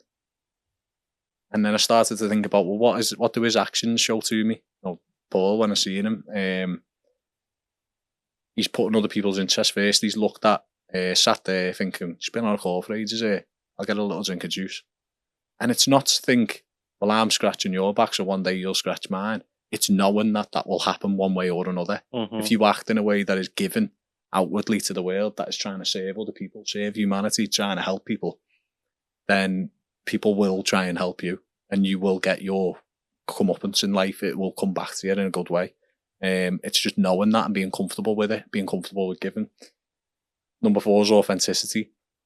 And this is the most valuable gift you have to offer, is you. So if you're authentic, if you're yourself, this is why I don't shy away from being a massive nerd, ever. You know what I mean? I am. It is who I am. Like me or not for it, I couldn't care less. It's more about being comfortable, being yourself. And then the last one is the hardest one of all, is receptivity. The key to effective giving is to stay open to receiving. So how dare you be one who wants to give? I'm coming in today with donuts and books and stuff like that, but how dare I not let you give me something? Because I'm refusing. It's a nice thing to give to people, but of course, if it's nice to give, then you need to be able to receive so that you allow someone else the opportunity to give to you. So otherwise, all of the other 4 laws are futile, because you're not letting yourself. You can be the nicest person in the world. I'll get you a coffee. I'll do that. I'll get these coffees, or I'll pay for that. I'll do that. You know what I mean? I'll sort it for you. Don't worry. And then when they say, "Yeah, do you want me to pick it up? Do you want me to give you the lift?" No, I'm all right. I'll get a taxi. Just let people do stuff for you sometimes. And I'm terrible for that. I have been terrible for it. That's the one out of them that I'm going to have to work on the hardest. But there was a clip, and I cannot remember, for the love of God, the fella's name, but I'd love to get him on this podcast. If it comes to me, I'll say it. But he said, what we need to learn to do, and he's a spokesman, went, learn to accept a compliment. When if someone gives you a compliment, 9 times out of 10, we try and turn it around on them, or we try and deflect it or whatever. But you were saying, no, I don't want that compliment. Yeah, like sometimes people are trying to be really humble and say, like you say, oh, you've done really well here, haven't you? You just go, yeah, well, it was quite, it wasn't too hard.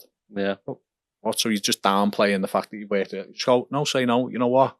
I worked really hard on it, and I'm glad it's paid off. Thank you for noticing. Something like that, isn't it? You like looking at what you've done with this shed. You know what I mean? To turn it into what it is now. It doesn't feel like one. So compliments to you in that. Like, thank you. It's a lot of work that you've done. It's took you months to get to this point where you set it all up, and I'm now guest number 39. So a lot of work, a lot of hard work, and a lot of conversations you've had. The conversation you're having with me now is that powerful for me. So just think you've 38 other people plus the other, that's 38 sets of guests. There's doubles sometimes, maybe triples. So it's looking on over 50 people you probably had on here now. And each one has been a different person. A lot of work. I think the thing with, like you were saying there about the compliments, is we dismiss compliments, don't we? But if someone says something negative to you, take it so much. Oh yeah, it's so deep for us, yeah. Like that's what I was saying before, though, about when you said, oh, we could get all the likes in the world, but if someone gives you a dislike, then that's what you focus on. But that's what I'm saying, it's an attack on you. You're then ready to then go into that fight or flight mode, then where your instincts come up and you get your back up and you get ready to defend yourself. Yeah. You don't, if someone give you, I'm going to say, if you're out hunting, let's go back to the tigers and all that. If you're out hunting and a piece of fruit falls, it's a great thing. Grab that, go back home. And that's it. But then if a tiger comes out and tries to get you, you've got to get ready for it. Your whole body, your whole demeanour changes. Everything. Yeah, because, but this is where Stoicism has been so helpful for me. So, if you ever want a cognitive behavioural therapist, read a book about Stoicism. Okay. Like, because it's hard to get therapy. People who need it, find it hard. Now, I've never been to therapy. Yeah. I've never been to see a doctor about my depression. I've never taken medication for it. I've had many conversations with people about it, and I'm very open about it now. It doesn't faze me to talk about it or to admit it or anything. I think we're at a better place with that now in society as well, especially in men. I think there's a lot said about we need to tackle stigma and we need to get people to talk. Well, of course we do, we always do, but I think it's definitely in a much better place than it's ever been now. Yeah. There's a danger with that we just we sort of think of it as a superpower. Like, you can say, well, I've been through depression, so it's like I don't know, like as though it's fashionable in a sort of, in a way. There's a danger of that, but I don't think that's necessarily true now. But in terms of Stoicism as a philosophy, it's centered around stimulus, response. Stoicism is the gap. So something happens to you, but you first, something bad happens. Your first response is to talk negatively, speak negatively, act negatively, maybe make the situation worse. You get some bad news. The weather's not great. You'd open your window in the morning and it's pissing down, and you've got plans to go out for the day, do something. That's going to impact your day. You can't change the weather, but you could wear a sexy little raincoat and make it work, and that's a quote from Billy Connolly. I was going to say that. You always say that one. Yeah. No such thing as bad weather, just the wrong clothing. Just the wrong That's clothing. the one, Yeah, it's true. I said this I did a seminar when I started. We'll talk about the coffee club now. I'll go into the backstory of it, but I did a seminar on acceptance for the lads, and talking about that as much as to say, there are things in the world that you can control, that you can't control. Your job is to just differentiate them. Literally, all you have to do, if you want an easy, not an unemotional life, but if you don't want to suffer as a result of your emotions, then it's good advice to look at situations as they are, decide what you can control, look at decide what you can't control, and then look and focus your attention on what you can control, and just do that. Yeah. So if the weather's poor, you can put a better coat on. Yeah. If you've woke up feeling a little bit tired, you can maybe not expect as much of yourself from that day, but you could focus on getting a better night's sleep in the evening. You could set yourself up to have a better sleep in the next night, and that could have a better impact on the rest of your week. If you don't feel great about yourself physically, but you can control certain things about what the quality of the food that you're eating, what you're putting into your body, how much water you're drinking. You can control these things. But the beauty of it all is you have the choice. It's all on you. You have the choice.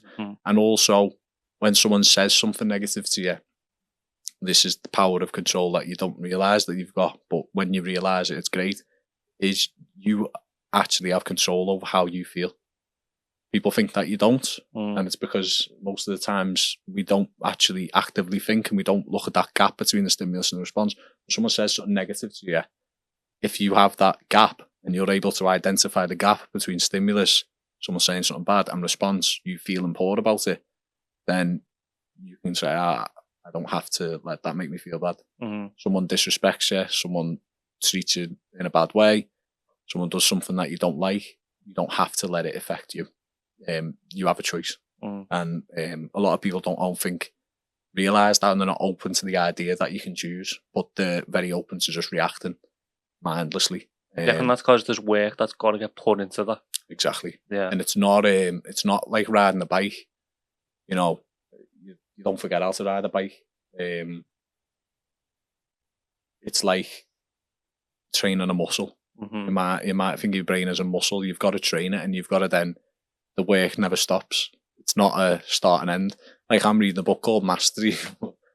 I'm not even all the way through it yet. I've been reading it for a while. It's a hard read. It's a long book, and it's a big book. So it's not just like thick, big too. So that means that there's more words on each page, So it's like taking me a while to jump through.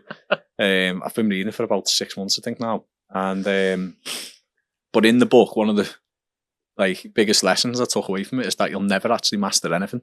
There's always more to learn, and if you can accept that, I think when you start your journey of learning things, you realise that it's all just about actually doing it. It's all just about actually learning, going through the motions, going through experiences, seeing things pan out and observing what went wrong and doing it a little bit better next time. Mm. You'll never have a perfect day. Always be something that you could do a little bit better, and that's, well, what would happen if you did have a perfect life? You know, what would you have to look forward to that you could, you know, what growth would you be able to look forward to? You wouldn't. Mm. You know, how many people suffer in the people who have often suffer more than people. It's easy to be poor. I think it was Jimmy Carr saying that the other day. Yeah, Jimmy Carr he's been coming out with all sorts of stuff lately. Jimmy Carr, hasn't he? Insightful little clips on YouTube Shorts and that. Yeah. He says about like kids who like basically inherit millions or billions. Yeah. They're more screwed up than anyone. Yeah. Because they've never had anything difficult in their life. I was in the car with someone the other day driving, and I'm saying that the one thing I really loved about what Shaquille O'Neal said was when his kids went, Dad, we're rich. He went, no, I'm rich. And he was like, you've got to earn all this.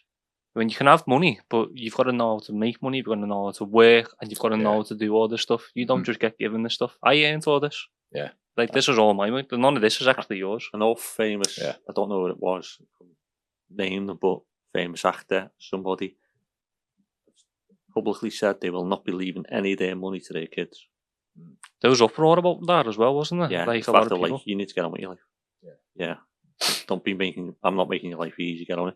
But what you were saying there about, like, when someone says something bad to you, I've got on my phone, that's why I got my phone up there. It's on my alarm clock, it's got E plus R equals O. And what it means is the event plus your reaction equals the outcome.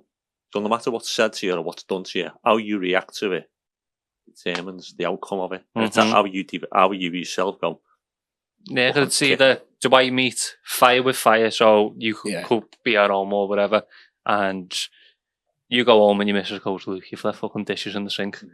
And that could trigger something in your head, and you could meet fire with that, and all of a sudden this could be an outburst, you could be upset, you could be beating yourself up, or you could be like, oh, okay, so I left them because of X, Y, and Z, or whatever. She goes, yeah, okay. Or you go, oh, okay, I'll clean up, I'll get it done and dusted, sorry about that. And then the whole thing's done. Yeah. And I'm still learning about that. Like, you always will be. Yeah, like I always seem to say, like I always say to my girlfriend, well, no, because I'm quite laid back. And she goes, Lou, you're not. And then as the times where we spend more time together and we live together longer, I realise that I'm not as laid back as I think I am. I tell myself that I am. Yeah. But I need to learn to take that minute to then just respond. Or if I'm feeling like in a really threatened way and I need to protect myself because a comment's been made. Yeah. And now starting to now just take myself away. Even if it might not be the best thing, but it allows me to take that time to calm, think, and then talk. Yeah. And it's a lot more easier. And that might be work like that. But having the moment to be able to think and then respond and then gives me the outcome that I want. That's it. I mean, you'll never get it spot on in life, and you'll have your moments. But if you learn from as many of the times when you've acted in a way that you wouldn't, if you were looking at yourself from the outside, you think your behaviour could have been different there, whatever, however you want to put it. But yeah, it can be the trivial that can unlock the real root cause as well. So there's something behind the scenes there that if you're getting triggered so much by something simple, then there's obviously a loaded gun there. For you to be triggered, there's got to be a loaded gun. There's got to be ammunition in that, and there's got to be a reason for it to start firing. So that's the way I look at things. And then when you go through the root cause conversation, what's actually causing you to get so worked up about being told that there's a dish in the sink and you've left it there all day and you've not done anything all day, but you could have washed it. You know full well you could have. You know full well that you should have, but you didn't. And you also know full well that seems like a non-problem in your life, in your world, because it's the magnitude of that small problem seems like it seems so insignificant because look at what else I'm dealing with. Surely you know. If you know me so well, you know what I'm going through. So why are you telling me about dishes? I don't care about it. That's how you start thinking. And when you wake up, you realise that the small things matter. and that small thing matters to my mum or to your partner, because they want to come home to a clean house, or they want, it's not much to ask for, is it? No. That's all. But in reality, they want you to become a more well-rounded person who doesn't leave the dishes. They look after themselves and they tidy up after themselves and deal with that problem. So because they're observing the symptom, not the root cause. The symptom is the dish. Mm-hmm. The root cause is whatever's going on that you're not dealing with properly, so that you can't wash dishes. Because if you can't keep check of the small things in life, you're clearly dealing with a big one and you're not dealing with it well. Mm-hmm. You're juggling it too hard. And look, you're going to have times in life where you leave dishes in the sink, and just using it as the one example, or there's paperwork that you need to go through, you need to do your tax, you need to do this, you need to do whatever, you need to sort out your car insurance. There's so much that we have to think about all the time. It's hard, but I suppose that leads me on to journaling and how much that's helped me. But before we do that, I do want to talk about Kate's Coffee Club as well. Yeah, no, don't worry. That was coming up next. Don't worry. I do want to talk about it. But obviously, yeah, we will touch up on the jail and we'll come back to that conversation before. But like we've mentioned Kate's Coffee Club about twice already now, and we haven't. People are probably going, "What is this coffee club? Yeah. I love coffee," and then they don't even know what they're in for.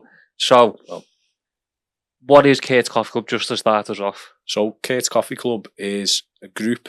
It's like what we would call like a community organisation or community interest group. So we started in February-ish 2022. I was well into the middle of me, self-help journey, trying to improve myself, and I was in a position where I started to want to have an outlet to give back a little bit.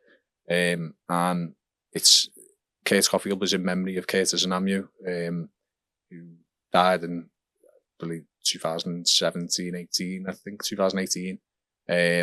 He took his own life. He'd had a bad journey with drugs due to the environment and what it's like around Runcorn. And I wasn't very close to Kate, but I knew him growing up. We knocked about together when we were teenagers and stuff. But I was really close mates of his who was suffering and had suffered massively as a result of his loss as well. It had a massive effect on him. I think when you look back to it, it's like we mentioned about this before. You've got grief, losing someone, and then you've got guilt at continuing to do the things that led to that person being in the position that they're in today, which is not even here anymore. And all of the the people who were affected and left behind, and that can send people spiraling. So basically we wanted to set something up in his memory. So what actually happened was I was in the gym and I bumped into a mate, Keelan Densmore, shout out Keelan. What a guest he'd be as well, by the way. He's been on a podcast before as well, so he's a bit more experienced than me. But I've known Keelan since we were young. My first interaction I had with Keelan, he was the year below me in school, so when we were going up into high school, we both went to St. Chad's. He got kicked out in the end, but yeah, that's why he's a good one to have on, Keelan. But I was playing footy. I was on the bench because I wasn't very good, and he'd just gone down with another mate of ours, Kyle, and I became good mates with them both going through school, but they were the year below me, and he was stood at the end, the way you'd have the little plastic poles with the blue line on the touch line, and he put it that, I don't know if they still do it now, but it was like to keep all the spectators for the under 9s footy team, or under 11s. So we were having a game. I was on the bench and I was stood down the end, and I seen these two lads, and they started messing with the rope, pushing it that up and down like that, and I was holding on to it, so we felt it. I looked down and they clocked that it done it, so I just gave a little back, and they were like, we're just going to wind him up now. So they started doing it more. So I was like that, getting proper wound up, probably because I was on the bench and we were losing as well. And they were just wound, and I forgot that it was them until we went up. I think I must have been going into year 8 and they went into year 7. And then I recognised them then because they were best mates. They were always together and that. So anyway, I knew Keelan from a young age. Our parents knew each other as well. So, you'd always know people like that in that respect. And he was always like the first to do everything. Like growing up and stuff like that, he was a big character, Jack lad, a bright lad. Always had attention around him and stuff like that. But it led him down a different path to me. So we'd lost touch from teenagers growing up. Obviously, I was on my journey, and a big part of his journey was losing Kurt because they were really close. They were like brothers. And after Kurt died, Keelan really spiraled. He went into a really dark place, but he's done amazingly now. He's over 3 years clean from drugs and from drinking. He doesn't touch anything. He just got back from IBF yesterday with the lads. He went just so he could just go with the lads, but he can go and not touch anything. So he's probably happy about that, to be honest. But I texted him before and said I was coming on this today. He's a boss pad man, boss mate. And I was, what happened? I went in the gym just to have a go on the punch bag in FX by Ayres, and I bumped into him. I hadn't seen him for ages, and he asked me how I was, and I wasn't really in a great place at the time. I was on my journey. I was doing better than I had been, but I wasn't in a great place. And he just said to me, "You sure you're all right?" Yeah, I was like, "Yeah, well, I've got loads going on with the baby and stuff like that, and it's hard. It's tough. I haven't been able to see it for a while and stuff. I'm not seeing much of it." And he said, "Do you want to go for a coffee?" And I just went, and I thought, well, like sort of 45 minutes into a workout here, I would like to push an hour out, you know what I mean? Hit my calorie target, but why am I going to turn down a coffee with a mate? And I just went, yeah, go ahead. When are you finished? Have you got time? And I went, yeah, go ahead, Sam. Not only that, then he said to me, "Have you got dough on you and that?" I went, yeah, I've got. So he was just making sure I actually had the money for the coffee. So in case I said no, because I was skint or something, because he didn't know. But just the fact that he thought, if you're all right for dough. He was being considerate to me, and I thought, like, I've not felt like this for a while. Like, someone giving me consideration, actually genuine interest. And I couldn't believe it was coming from him, because the Keelan that I'd heard about over the past few years was the opposite of that, because of where he was in life and how he was dealing with his problems. So we went for the coffee, and we just talked and caught up and talking about growing up and having a laugh about stuff. I was talking about myself, talking about Olivia, talking to him, how he was dealing with things and where he was up to today with life and that. We sat for about an hour, and then he said he wanted to start up a coffee club. He asked if I'd come. He said, yeah, a few of the footy lads are coming. I've got quite a few people coming for the first one, but obviously, would you want to come? I went, yeah, of course. I went, not only want to come, I want to help you do it. Like, I'll be a part of it. We'll see what we can do with it. You know what I mean? See how much we can help it. I'd love to. So first date was announced, and we had, like, I can't remember how many lads there were, but it was jam packed. Put on the clip. I came out a while back, lads. I can't remember the person who did the clip, but it was like what was it? Lads, shout out to the lads. Like, it was like a poem. Okay. And it was spoken word poem sort of thing, and it was really powerful. So we watched that, and then the second one, I said to Keelan, and it wasn't just Keelan who set it up. Paul Humphreys as well. I still do it with to this day, and Jay Carr, who's Kurt's uncle. So it was like basically four of us sort of organising things from then on. And yeah, the second session, I said I want to do a seminar. Like, I want to stand up in front of everyone and say, look, here's some ideas of how you can help yourself. Here's some 4 paths that you could start taking. Let's talk about changing our mindset. And it was brilliant. Like, it was one of the best things I've ever felt like I've done, because at that time, I'd never gone, let me try and create something, let me try and do something, let me try and help people. I'd never done that. I'd always never tried my hardest. I started to try my hardest in my job and stuff like that at that time. Things were better for me in that respect, but I'd never given. So do you reckon that hit more for you because you was not able to give as much towards Olivia? So now being able to give to a group of men that were in need of some type of knowledge, some type of path that you were the guy to it. Do you reckon that give you that type of fulfillment? Yeah, definitely. 100% it did, yeah. Because and I wanted to open up more. I wanted to talk more, and I believed in that at the time, I'd started going some men's walks as well with a group called Thrive, doing really, really, really good in our community. Bri Crane set that up with a similar mission, just wanted to help as many disaffected men get out there and go on walks. So we'd go on walks and in Wales and in the lakes and stuff like that. It was organised first Sunday of every month. They're still ongoing now. There's now women's walks. They've opened up a community hub in Runcorn, so it's a brilliant thing what they've done.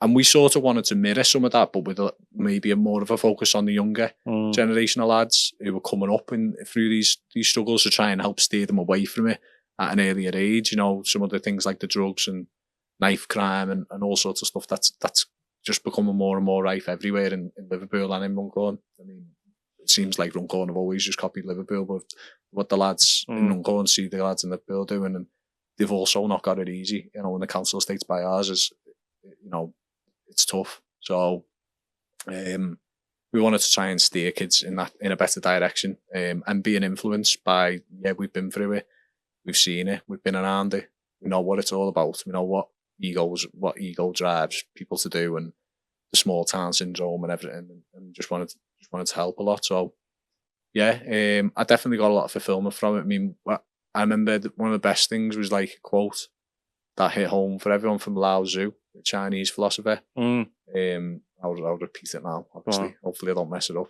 So I messed it up when I did it in the was it Paul O'Keelan filmed it when I was speaking to everyone.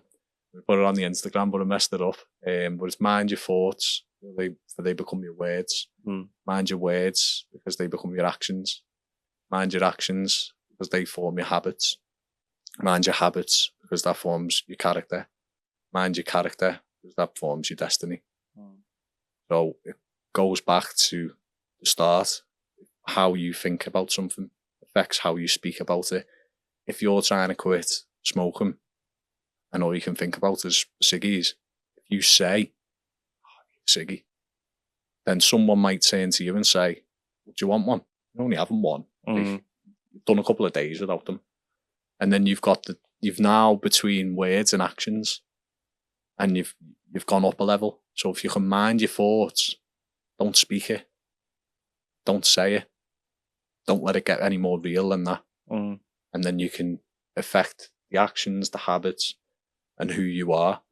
The thing is with smoking, a lot of it is a mindset shift from I am a smoker to I used to be a smoker, but I am not a smoker anymore. You know, I am not a drug user. I used to be a drug addict. I am not a drug addict.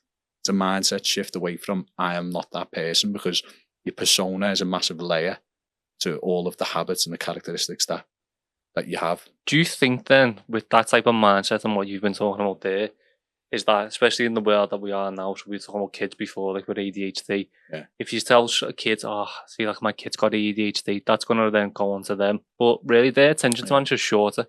But if an adult keeps telling themselves, my anxiety, I've got depression, I'm depressed, I'm this. You're treating it like a little puppy. Yeah. You know what I mean? Like it's like a little, like something that walks with you all the time. Have you ever heard the story of the big black dog? No. The big black dog follows me around everywhere I go. It's a story about depression. And when you let your big black dog get too big, it bullies you around. And you've got to come to an understanding with your big black dog, and eventually it becomes a little black dog that you can walk along side by side, but you can reel it in because it's smaller than you know. So it's a really good clip. There's a clip of that on YouTube. And it's good that actually I do like that metaphor for it. It's a nice one, your big black dog. But I think your mindset and shifting your mindset, again, it goes back to that stimulus response. So when things happen, then you don't think of it in the same way. It is the ultimate premise of cognitive behavioural therapy is the philosophy Stoicism. The thing what you said is on your alarm. Event, reaction, the outcome. It's the exact same. Similar thing I've seen fella talking. He's saying about like your mindset and what you focus on is what you get. And he said, imagine a skier, obviously whizzing through snow, and there's trees everywhere. He said, if that skier focuses on there's a tree, you're going to hit that tree. So what the skier focuses on, there's the path, and you focus on the path and you follow the path, and the trees become secondary. But it's what you focus on is what you get. So if you're scared of hitting the tree, chances are you're going to hit the tree. And that's what it says about. Like you said, if you say, we're packed in smoking, you're still a smoker, aren't you? You're still a smoker. Yeah, but I used to be a smoker, I used to be this. I used to be, but I'm not anymore. Different mindset, and also it only takes you 10 minutes when you get the worst thing with smoking and things like that is cravings. Mm-hmm. When you get a craving, you only need to wait 10 minutes for it to pass, and then the craving will subside. So in that 10 minutes, if your mindset is different and you're not in the mindset of smoking, you'll have the craving. You'll go, well, what can I do about it? I'm not going to say it to anyone. Maybe I'm not going to turn into words. I'm going to do something about it. Maybe I'll get an Icarec gum or everyone's having them vapes. I'm not going to go on about vapes. I had a 7-year addiction to vapes after a 7-year addiction to smoking. And I wouldn't recommend vapes to people. At least then, if anything, it's them pouches, little, like the chewing tobacco. It's not chewing tobacco, but it's a little pouch you put in your gum. That's what everyone's having now. Zins or something like that, Zans. But they're probably the best way to consume nicotine. I mean, nicotine is a helpful stimulant. Like it's good it is proven to work for stress. It's like it helps. But the thing is with vapes, people don't realise this, is that 20 milligram per milliliter of nicotine, right? 6 to 8, I think, pulls of a vape is equivalent to 1 ciggy. Mm-hmm. So if you vape, if you're going through 1 elf bar a day, that's 600 pulls in it, right? So do the maths. 6 pulls of it is 1 cigarette. 1 elf bar is equivalent to about 100 ciggies. Imagine how much nicotine someone who's gone from smoking to vaping is now consuming. You've packed in inhaling 1 form of a vapor or a smoke. You swapped smoke for vapor. It's still got chemicals in either way. Mm-hmm. Your mode of nicotine uptake is 1 quicker because a vape is quicker and more efficient at transferring nicotine to your bloodstream than smoke is. But also, you've more than 5 times the number of. If you were a 20-a-day smoker, you've increased by 5 times. So how are you going to get off that now? I watch people who do vape, and it's a dummy. It's never off the Mine go. was on my bedside table. Never My off the go. first lick of dopamine in the morning was a vape. Before my phone. What's the first thing people do in the morning? They pick up the phone. Everyone's been there. YouTube sent you a notification. Watch the latest, Mike Israel video, Renaissance periodization or whatever. And then you're in. You're in. Yeah. You're in. And that's 15 minutes, and then you go, shit, get up. Everyone's been there. Mine before that I was love vaping. That. You're in it. I love that. You're in it. You're in the ether, the metaverse. You're plugged in. You're in the matrix. But once you start your day with that dopamine kick, that's it. You're not gonna. What meaningful things do you think that you're going to pursue for the rest of your day then? And it's that deep. That sounds like a deep way of putting it, but it is that deep. I think the way that we're in now, it has to be that deep. Well, yeah. So put your phone on the other side of the room if you can. If you're struggling with these things, put it in the other room. And go and get it. Have you got a desk alarm? Like a bang on the stuff on? I've got my watch that can go off, but I've got one of them Lumi lights as well. So you put it on and the light wakes you up. Yeah. Oh, so you're into the circadian rhythms and all that sort of stuff, getting the light on you in the morning, or? I like the idea of it. My missus doesn't like it because she believes that it wakes up the dog as well. Always comes back to the fucking dog. Well, don't worry about your dog's circadian rhythms. You can get them outside. Yeah, I know. But no, I just have it on my watch, so when it goes off in the morning, it'll just vibrate a little bit. Yeah. But I do have the light on, so when I wake up, I'm getting natural, much natural some light in your eyes. Yeah, it helps you sleep, doesn't it? Yeah. Mm-hmm. But yeah, I think remove those things and then do something really difficult at the start of your day. My girlfriend's dad's got an ice bath. It's only set to 8 degrees at the minute, so if Sammy watches this, we need to lower it a little bit. I've been hinting to him, we want to get it down to 6 at least. But we used to have it on 6 in the winter. But it's just in the summer, 8's all right. But I went in it the other day for 8 minutes.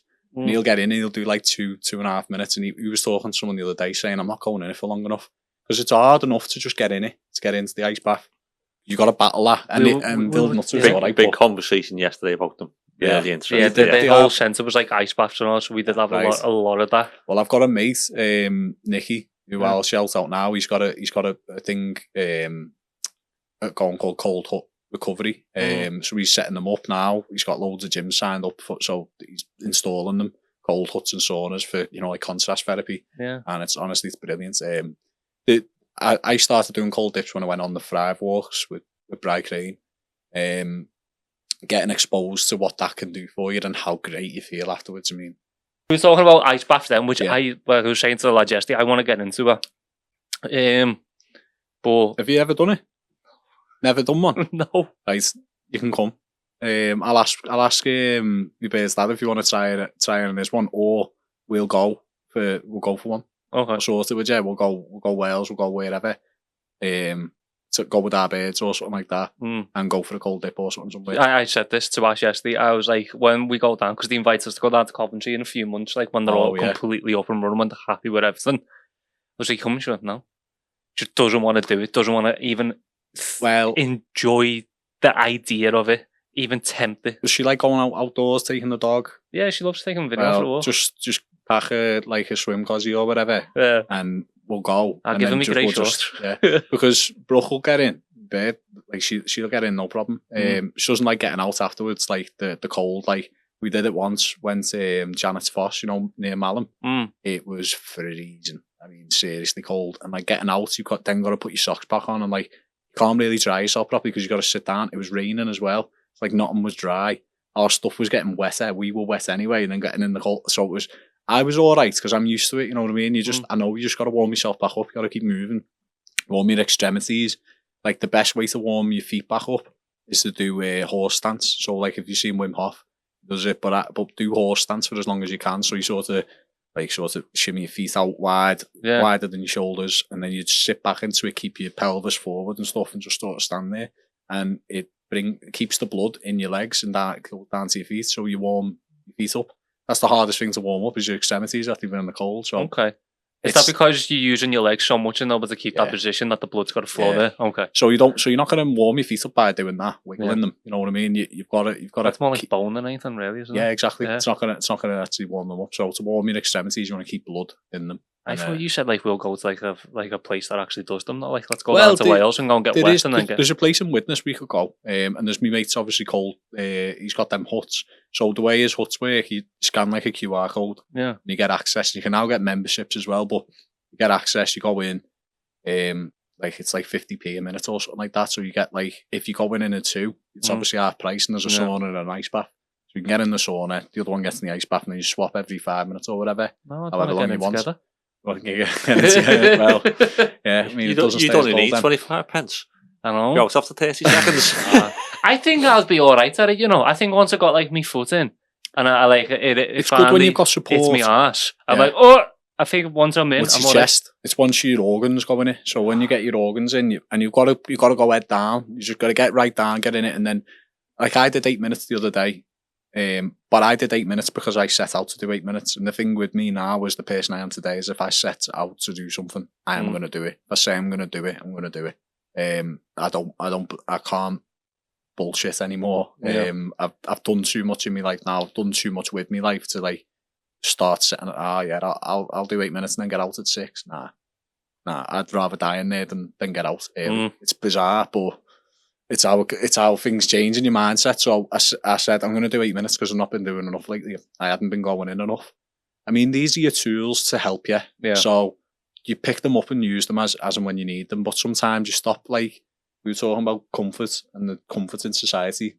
Or like how comfortable we've all become, how comfortable our lives are. Go back to the saber-toothed tiger analogy and stuff. But we did used to have so much real stress in life, but now a lot of it is not artificial stress, but it's as a result of anxiety because we focus. We've got to be looking for something that's dangerous for us. So when you subject yourself to the cold or the heat and stress, your body releases these stress hormones. So cold stress hormones and heat stress hormones, it actually affects your microbiome in your gut. So gut health is imperative and massive to your well-being, so connected to mood, how you feel. Because you say the gut's the second brain, don't they? It is. How vital it is. Yeah, I mean, what's mind-blowing about it is if you think we are a singular being in our planet, okay, and then how many species are there on Earth? I can't answer that question. Like, I don't have the facts. If we had fact checking, there's probably millions, isn't there? Because when you think that there is, how many species? Like, there's probably more than what you actually say. Well, they reckon 90% of all species have died off, don't they? So when you think about what's actually lived on the planet, Yeah. is astronomical, There are just beyond you. 8.7 million species, Yeah, there you go, millions. separate species on Earth. But then there's subspecies of that species. Yeah, Yeah. and only around 1.2 million species have been identified and described so far, most of which are insects. And I think it's about 19 of them, and named after David Attenborough. Probably, yeah. Yeah, there you go. So that's a lot of different species. We're just one. Yeah. We're just one species, and we inhabit the Earth. How many different bacteria are in your gut? Billions, isn't it? And they are technically separate species. They're living organisms, but they're prokaryotes. We're eukaryotic. So we are like multi-celled organisms. The bacteria that lives in your gut is all single-celled organisms. Mm-hmm. So they're different. They're not included in that 8.7 million. So it's an insane number. We are their world. Yeah. So they make us go round, if you think of it like that. And they have a massive influence on what you... And dietary, now this is where it comes in. If you train the bacteria that love to digest sugary foods and ultra-processed foods, now they can't digest it properly. So you lose a lot of the bacteria and the biodiversity in your gut. What do you think is going to happen to this planet if it becomes less and less biodiverse, as it is doing through, deforestation? There's a lot of animals that are getting pushed out of the natural environments. The number of species on Earth is probably declining rather than going up. So the less diversity there is, then we're going to end up with a barren wasteland. If that's what your gut's like, a barren wasteland of varied good bacteria, and I don't like to look at bacteria as either good or bad, but they just are what they are. But there are some that are bad, pathogenic for the body, so they're not good for the body. But there are some that are really good, like Tim Spector. Tim Spector is it, who's done a lot of good work on gut health through like the Zoe. I mean, I had a look at Zoe the other day to sign up. It's just too expensive for me at the minute. It's like £500 for the yearly thing, and you have to send like a poo sample.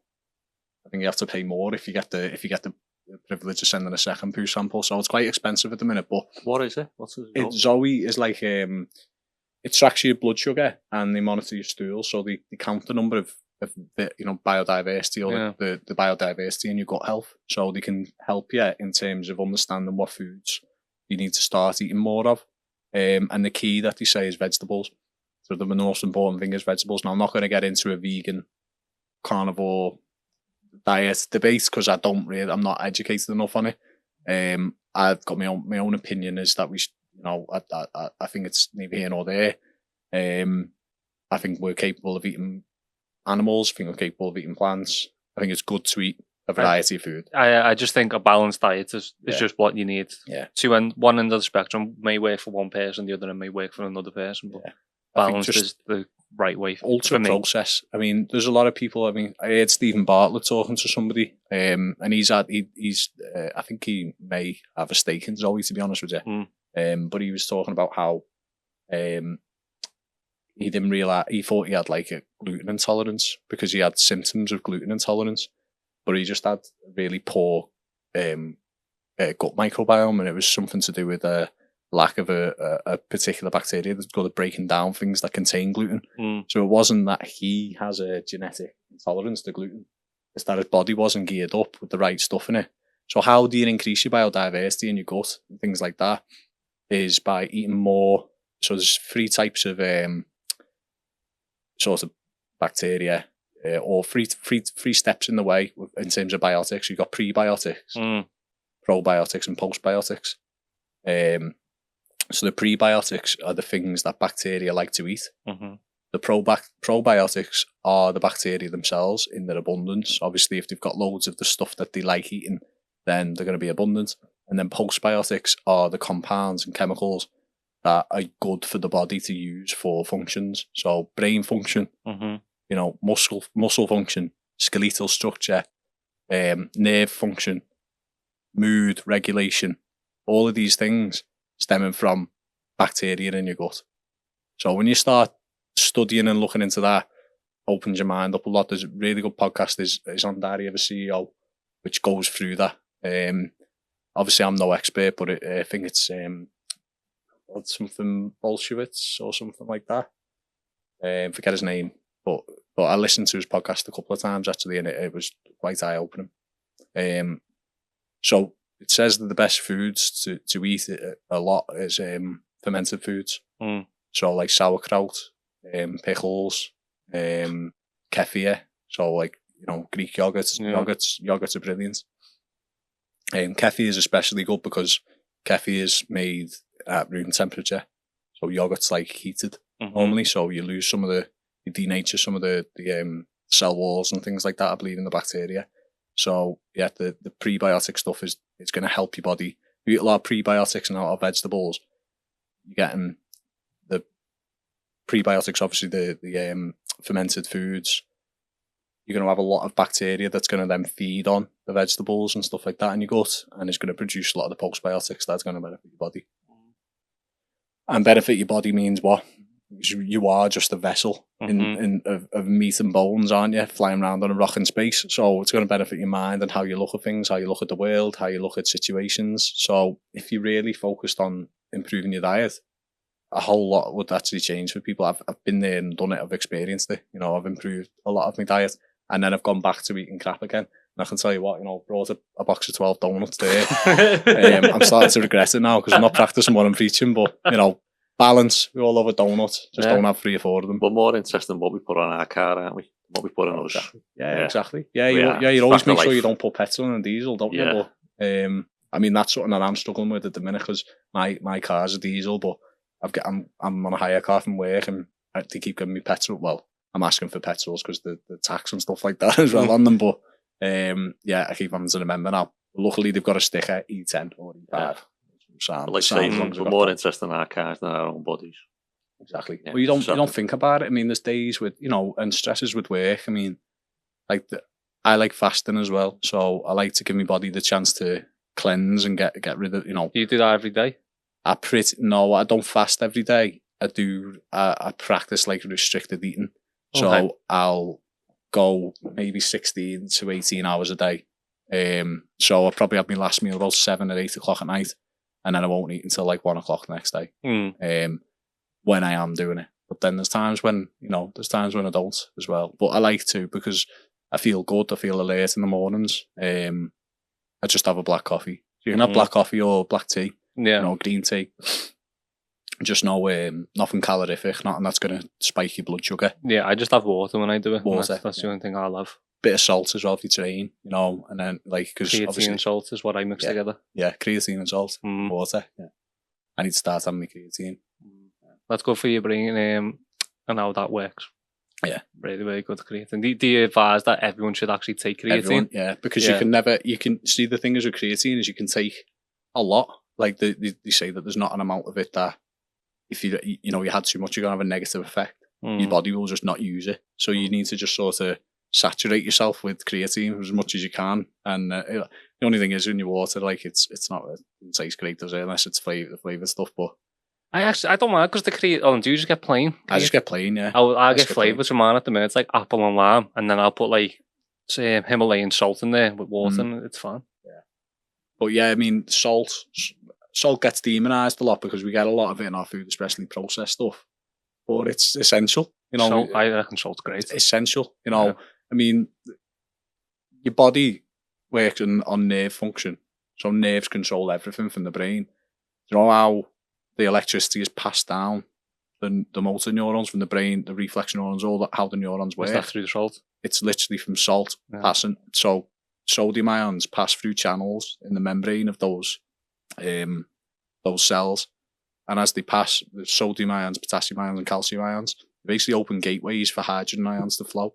So hydrogen ions control the electronegativity, so electricity then flows down, so it goes down the electric potential gradient. So your sodium levels and potassium levels, if you're diminished in them in any way, you're going to have less likelihood of good, nerve function. And your nerve function also means your thought processing. So if you're getting brain fog, you're finding like it's hard to think and you're unclear and your attention's suffering, you might actually be lacking in some essential vitamins, minerals, and salts as well. Yeah, it's me. Brain fog, attention span. stuff like that. But I do try and have a lot more salt. Like I have tried to make salt like a real key factor now in my diet. And like I look as now, salt is my best mate and sugar's now my enemy. Yeah. It's just that one of them camouflage as the other, and it became the good thing in society with the sugar part. Yeah, I mean the thing with sugar, I think where I'm up to with things now is I went through that phase, like I was doing like keto diet and I lost a lot of weight from it. I'm now sitting here today, 15 stone 10 and like 6'2" 6'3". Yeah, when you got out the car before, I was like, yeah, but I thought I was going to extract what I like thought. an Elliot height or something. Oh, imagine what I thought would have seen you. Yeah, that's all of you, 6'7". Probably about 6'7", especially with these on. I've got Hockers on the Bondi 8s. Yeah, I'll see them. They've got some serious mileage. There's about yeah, they've had some mileage, yeah. But they've got a good inch or two on them at least. But yeah, like so my weight at the minute's not great, but I'm quite comfortable in like what I eat. I mean, I've been going through I think everyone has this in life, you know, like a Toblerone addiction phase. Like Alan Partridge. Well, have you ever had that where you like I don't have a Toblerone for the first time in ages, and then you just see them everywhere? Well, yes, because Ash loves Toblerone. Now I don't really eat it. I like it. If she gives a piece to me, I'll devour it. Yeah. But every month, her mum sends over like a care package because she lives in Larne. That's where Ash is from, Northern Ireland. Oh, right. So send over, it'll have all like random day-to-day stuff, and then it can have sprays, cloths, it can have baby wipes, anything that's just essential that you should pick up in a shop. And she went, oh yeah, by the way, if you see a big random thing in the fridge in tinfoil, it's Toblerone. I was like, oh, that's fine. She went, yeah, my auntie Elna sent it over. I was like, oh, why are you telling me? So I saw it. I thought, I'll have a piece of that. And cracked it open. I was like, oh, white chocolate. So I ran back into the room. I was like, this is white chocolate. And she was like, yeah. Within a couple of days, the whole thing was gone. Really? But I don't eat Toblerone. Like, that's her thing. But I nailed the whole thing. Did you? Do you like white chocolate? Yeah. Yeah. Yeah, like, so, honestly. Don't put me off it. The thing is with Toblerone, no, well, one triangle. I mean, one triangle of Toblerone, and I might be wrong, I think is about 120 calories. Probably, yeah. And like 3 just seems like the right amount of triangles for me. So and obviously the right amount is never the amount that you'll go to. You'll always have 1 or 2 more than that. So I've ended up having like 4 or 5, and we were doing it. Me and my babe, we were doing it like not night after night, but you know, it was getting more regular than irregular. So yeah, but some days you just go for it. I mean, we went to Southport like last Saturday before, obviously the day before what happened.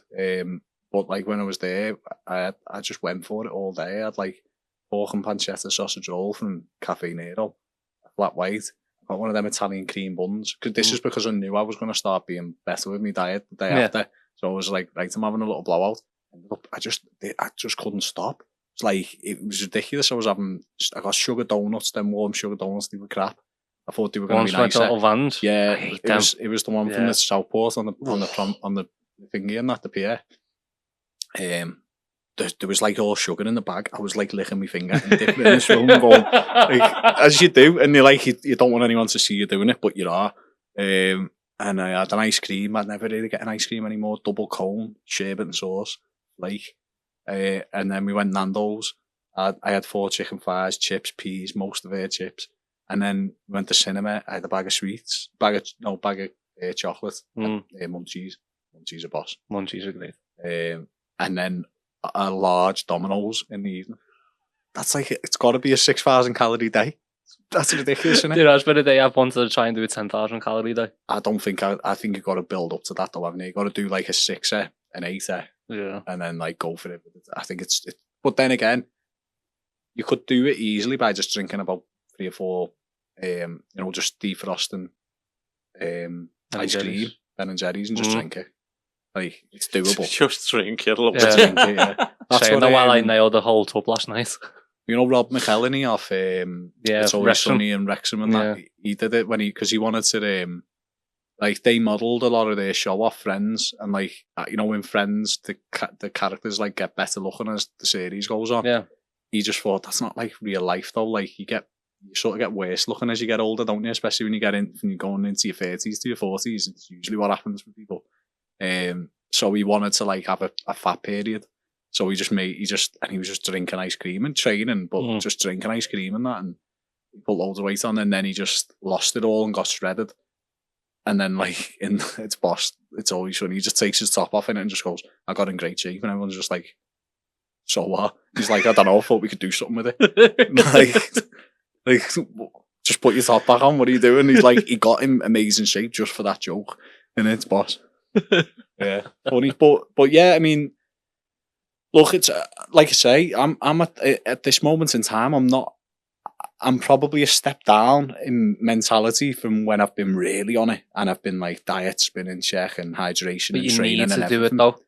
I Yeah. feel like as much as you want to be like that, I feel like that's for like the elite, like the 1% of the world that live and breathe it. But we don't need to live and breathe it. No. Like I've been looking at myself for a while, so like my physical look.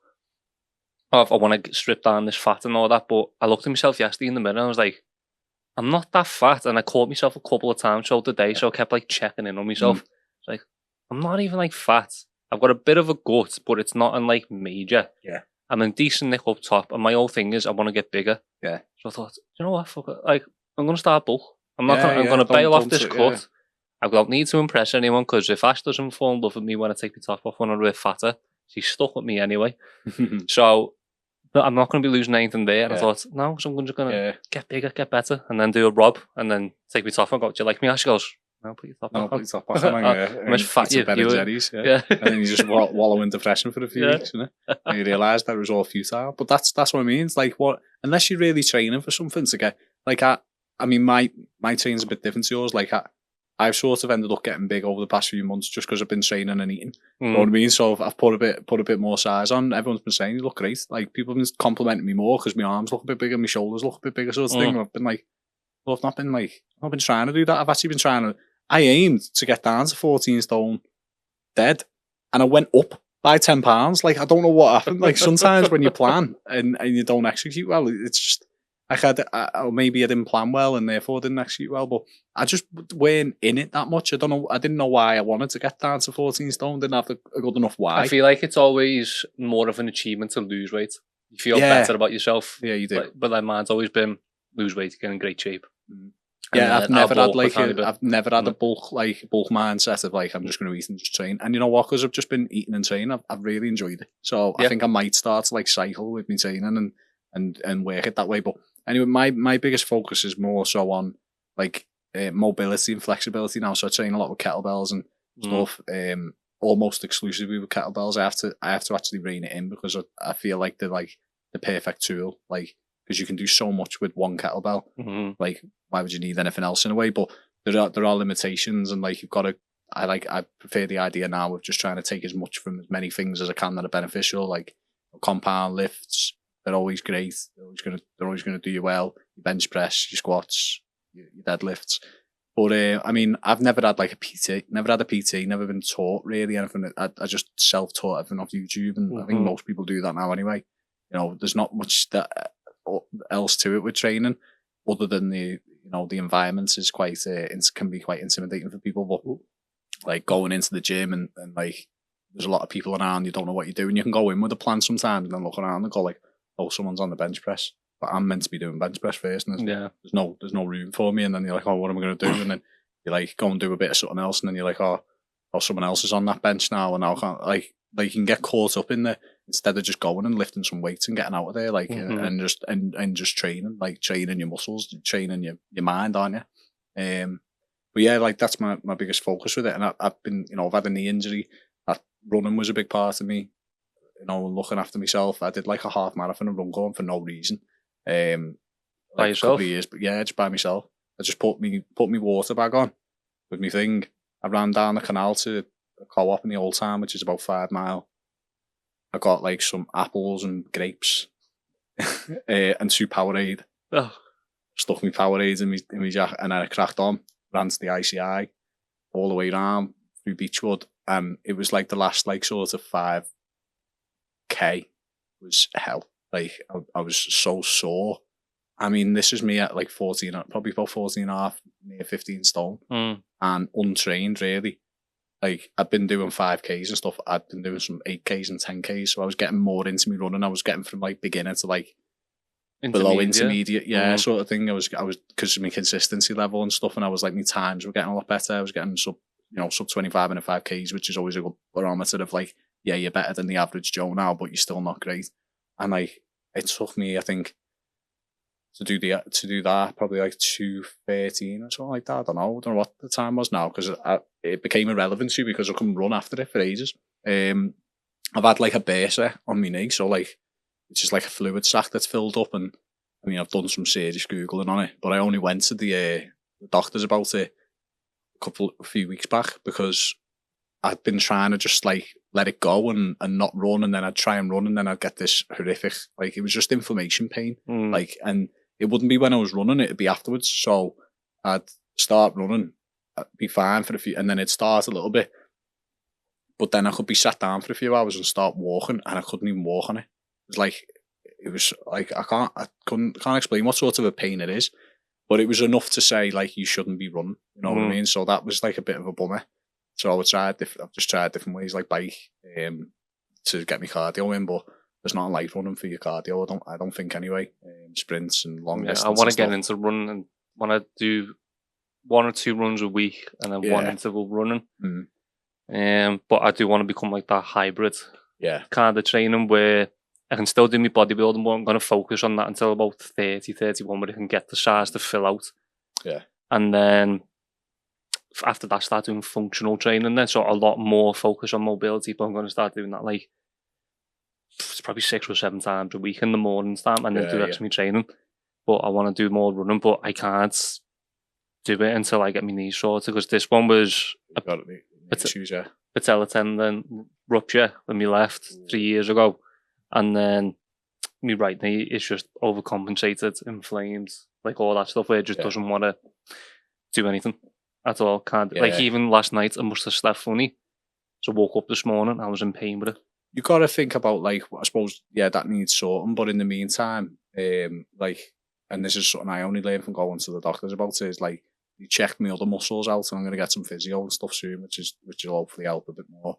But I was given some basic exercises, and they said like, your quads are pretty strong, your hamstrings are tight, your hips are tight, your glutes are weak. And I was like, oh, yeah, it's not just my knee. Like, there are a series of issues that are filtering into it that I actually need to address. So like, it's your glute medius, so your gluteus medius. So it's like, it's hip abductors. Yeah, your hip adductors, isn't it? Your abductors. Adductors. Yeah, it's one of them. The other. Yeah, I never remember. But either way, you need to improve the strength there. And you can do like clamshells or crab walk and things like that. There's different ways to improve it. But I didn't realise how important these little muscles can be. And obviously kettlebell training's opened my eyes to a lot of that anyway. So that's what journey I'm on at the minute. I'm trying to build that up. But I've been running a bit lately on treadmills, and I've done like some 3Ks, and I've had no pain. The swelling's going down, and I don't know whether it's related to like maybe me strengthening these other little weaknesses that have helped it. So.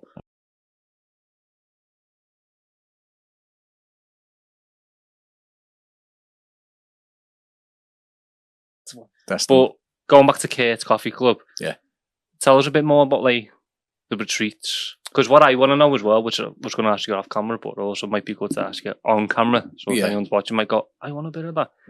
Can anyone come? Yeah. Okay. Male. So it is a lads thing. I'd love to help if a girl wanted to set one up and do it for the girls. Then great. I'd be happy to speak to them and help. But I wouldn't want to go on one, or men and women have different struggles. We are different. We're different beings, aren't we?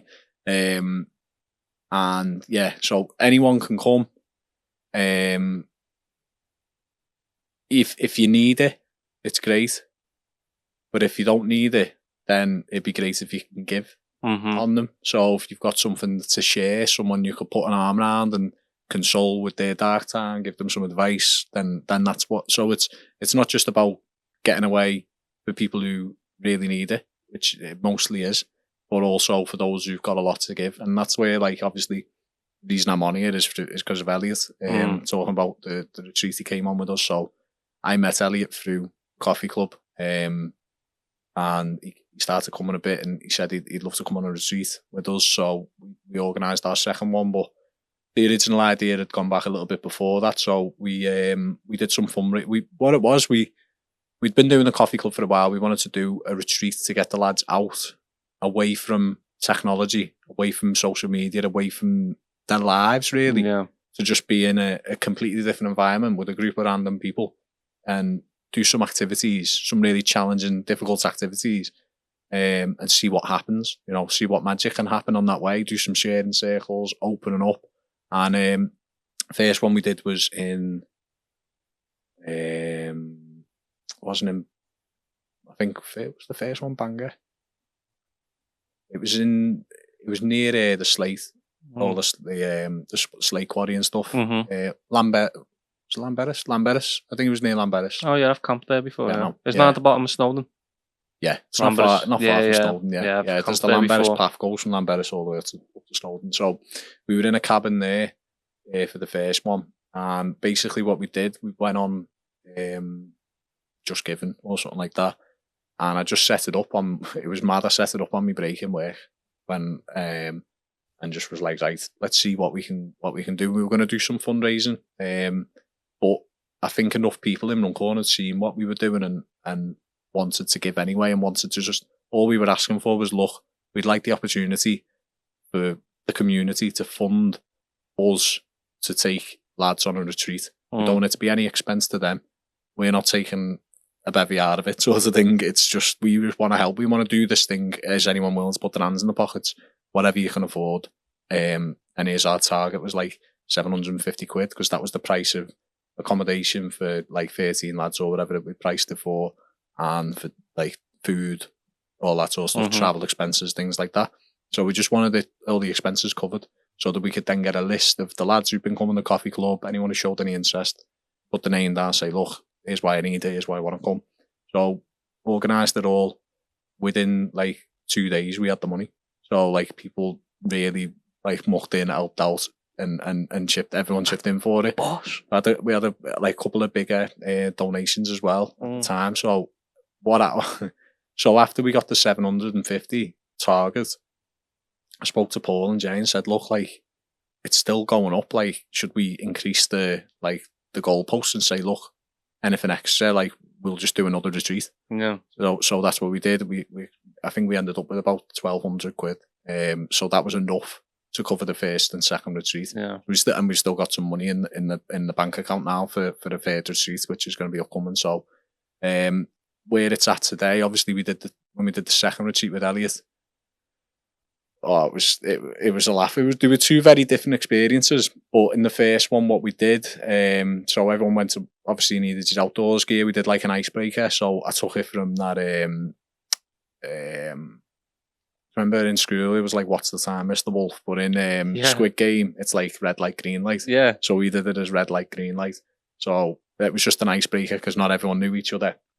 So it was just outside the cabin, just as we all got there. And someone stands at the end and then says green light, turns around, and everyone's got to stop. So that was good. Little way to break the ice. Did a couple of seminars and stuff like that. And then we went for a walk. Keelan led. So Keelan and Paul obviously helped us set it up, and Jay as well. Keelan did like a hit workout. I did yoga on the top of the mountain with everyone. So we got yoga. It was the most uncomfortable yoga ever because we had the yoga mats out on slate. So everyone's like that. Like I was like, right, get into this is like the like cat cow pose. Yeah. So you do like you're on your hands and knees and feet, and then you arch your back, and then you arch it the other way. Mm-hmm. And like it was just killing everyone's knees. You could just tell. So I was like, got the relaxing music on. People are laughing, but I just thought this is good because it's just your first experience into yoga. Like I've never been to a yoga class, never ever. I'd love to. I've already been told by me, bird, it's not happening. So unless I was with her anyway. So yeah, I'm not allowed to go to yoga. But I've self-taught myself again. I've self-taught off YouTube because I thought it's good. It's a good thing for your body. It's good for the mind. And I wanted to share that with everyone. Then just after that, we did like a bodyweight hit workout. again on the slate, doing burpees on slate. It was ridiculous. So that knackered everyone out. Then the next morning, so we did then cooking. So we made paniscos, made tuna pasta, and then like chili the next day. So we just cooked. We all mucked in and cooking meals and stuff. The second retreat, we took some lessons from it because it was hard work, like for me, because I was like trying to do the cooking, trying to do seminars, trying to lead activities, and just be a general leader of everything. So I was getting a bit stressed out with like doing the cooking because it was like a thing that was like, everyone's counting on me to feed them here, but they're also counting on me for like what we're doing with the day. So I've got people coming up to me, so when are we going out for a bit? Like, what are we doing? I'm like, trying to cook fucking tuna pasta here. And I'm like, so I was Do you cook tuna pasta? You cook the pasta and then you mix everything with it. But I was also trying to do the scouts at the same time, so there was a lot going on anyway. And I remember I was getting a bit snappy and that, so I thought, hang on, this is not what we're here for. But so like lesson learned, and then in the second retreat, Jay just took over the cooking and just cooked all the food for us, and that was a massive help because we just had a bit more structure in terms of, you know, you've got to learn from these things. So the first one was never going to be perfect, and I just wanted to feel a bit more relaxed in the second one and calm. So second retreat was obviously more recent, was in Bangor, and Elliot came on that one. And it was his first experience of it, so it was fun. We all met at the Asda by ours in the morning, and Elliot is obviously known as Speedo Man for doing his Big Nasty, gave him that name, wasn't it? When he was in Tenerife, and he was getting some, like, people were noticing him for what he was doing. He was raising a lot of money for Mind, and he came along, obviously. So I went to Asda in the morning to get some last minute bits, and I had like I was dressed like an idiot. I had like all black gear on, like I was like special ops, and then I had this bandana on, sunglasses on, and a cap, and then like fingerless gloves and everything. Because I just thought it's just a laugh. Just said my name's dudes, and you know what I mean. It's just like, this is like, it was like a character for the weekend. Someone's like, what are you doing? And I brought me nunchucks. So everyone's just like buzzing from the start. We sat outside the Mackies and Runcorn. Everyone was buzzing. And I went in Asda to get like last minute couple of bits just before we set off. And I saw like, obviously Elliot does the speedo walks, and I saw like 5 packs of ball stranglers. You know what I mean? So, bought a tenner. Have I got this in the budget? Is this a good use of the budget? You know, thinking about that, what we got. Yeah, it is a good use of the budget. So I bought 10 pairs or 15 pairs or something of black to cover all of us. And as soon as we got to the cabin, I said to Elliot, I've got ballies for everyone. She was like, get the lads in them now. We're going for a walk. And then she was like, well, that's the plan anyway. We'll go for a walk now. So I said, you don't have to do it, lads, but Elliot's going to walk in his Speedos. I'm going to walk in a pair of these ball stranglers to honour Elliot and what he does. I think we should all, do it. It's up to you, but this weekend is about pushing yourself outside your comfort zone. So it'll be great. And then everyone just said, yeah, go ahead, Sam, I'll do it. So most of us did it. So there's like, next thing, there's about 10 lads walking around Wales in a pair of undies. And it was just a laugh then from the start. You know, we just had a really good time. Me and Elliot were talking as we were walking, about an hour in. Just said, have you heard about like grounding? You know, I want to like walk barefoot. I think it's good for you. It takes you back to, you know, more primitive nature and you feel connected to the earth. I think it's a good thing. So we were like, go ahead, let's take our shoes off then. So we went barefoot then and carried on barefoot the whole way. And then we went up into the, like, sort of found a little place, did a breath work. I led a breath work in these Speedos. How anyone can like do a breath. So doing breath work in a group can make people laugh anyway. But when you've got like dudes with his grey hairy chest and his bandana on, got like on, everyone's gonna laugh. So, but again, it was people's first exposure to it. Explain the benefits of it, how it can help you. And we cracked on, and it was so cold. I can't even explain. The wind was like, my nipples were gone. And then as we were walking through these fields and stuff, with like bogs, we had to like cut to come back. So we cut through this field. The grass is like this long and sharp. So like I'm walking barefoot in it. Elliot put his shoes back on by this point and his clobber. So he may be Speedo Man, but he's only Speedo Man for 5 minutes. You know, he'll put his clothes back on if he needs to. So he was like, lad, I'm not putting myself in any danger here. This is getting dangerously cold. Like the wind was that powerful. Then next thing, there's loads of sheep shit everywhere because you're in Wales. And because the wind was that powerful, you could throw a piece of sheep shit up in the air. As soon as it caught the current of the wind, it would go and like a rocket. So you can imagine what it's like when you start throwing it at each other. And there's a picture of us on the Instagram where I'm stood there like that, in my bare feet as we were getting back, and I was walking on the tarmac with bare feet. My feet were like shriveled up, like, you know, like if you've been in the bath for about 8 hours. That's what my feet and hands were like at that point because it was cold and wet, and launching sheep shit at each other at like lightning speed. And one hit me in the chest, and it proper nearly winded me. So it's like you can see on the picture on Instagram, it's like a red mark on me. That's what that's from. I think there might be one on my leg and one there. It's like I've been paintballing. Ridiculous. Was the sheep shit hard or did it splat on you? No, it was a splatter. It was a good splatter, but it was quite it was quite earthy, you know, like it was like a fresh one. So so it still had a bit of like strawy feel to it. He was like, he wanted to pick up the shit, go, I'm going to throw the shit at someone. Oh, it's fully my idea. Like, yeah, kick that off. Well, at first, people were like, just flicking it on the end of the shoe. Then next thing you just think, I'm in my undies anyway. I'm getting a shower when I get back. I'm just picking up a piece of sheep shit and throwing it at someone, not asked. Because you're just having a laugh. Like, it takes you, these receipts, what it was really good for, out of anything, which is what was the unexpected part, you know, because I had plans. Most of the plans was the sharing circles and the opening up, talking about our adult problems that we've got now that we've grown up a bit. But it was about taking yourself back to being a kid. Yeah. I mean, we did these seminars. Next thing, we were in the hall. It was like this big hall there.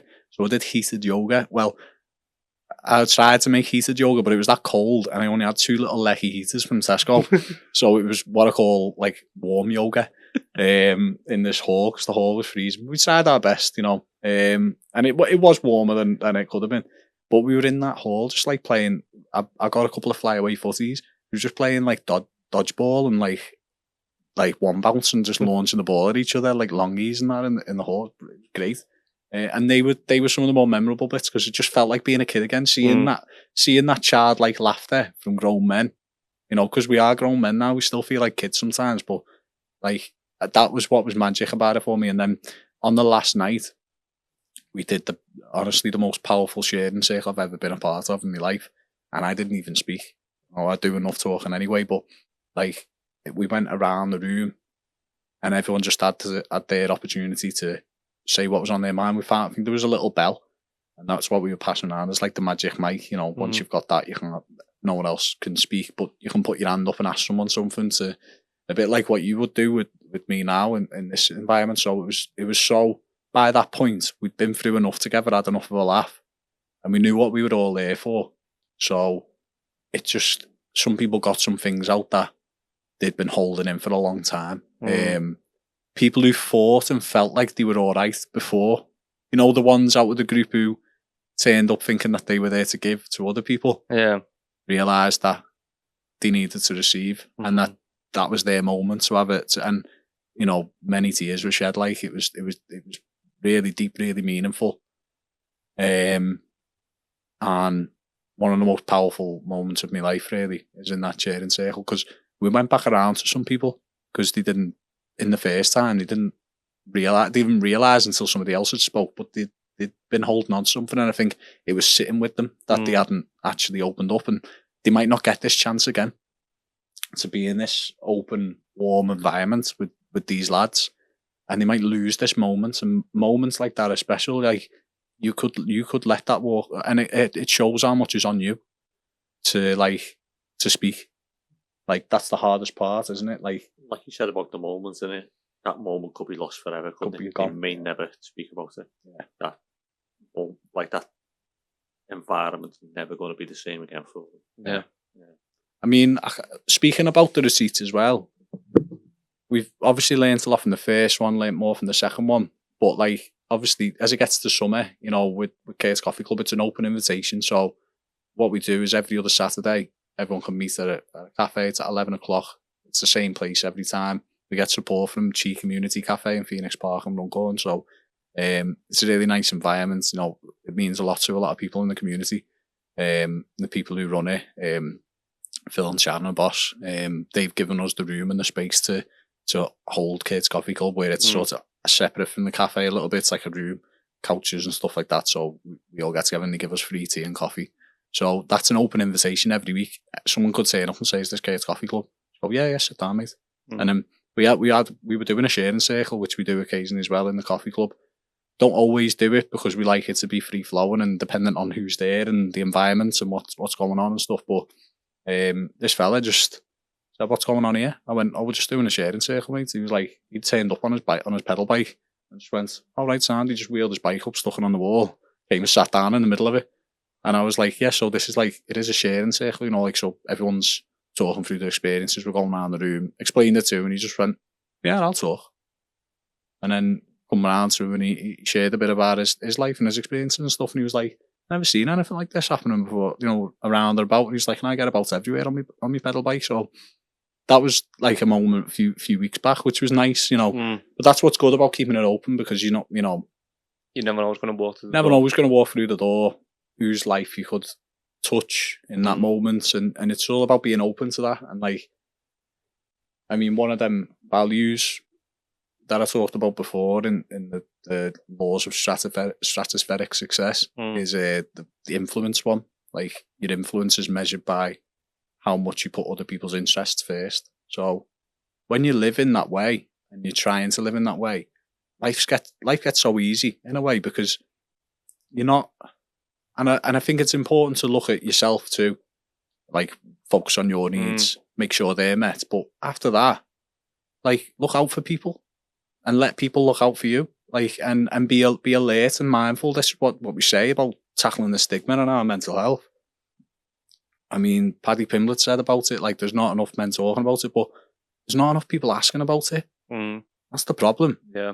People don't talk because they don't get asked. The reason Kate's Coffee Club became such a big part of my life was because Keelan asked me how I was twice, 3 times, and he meant it. He showed genuine attention, and that influenced me. That's the law of influence, is to give someone your time and to show them that they matter to you in that moment. I think the first "are you all right" is just lip service, isn't it?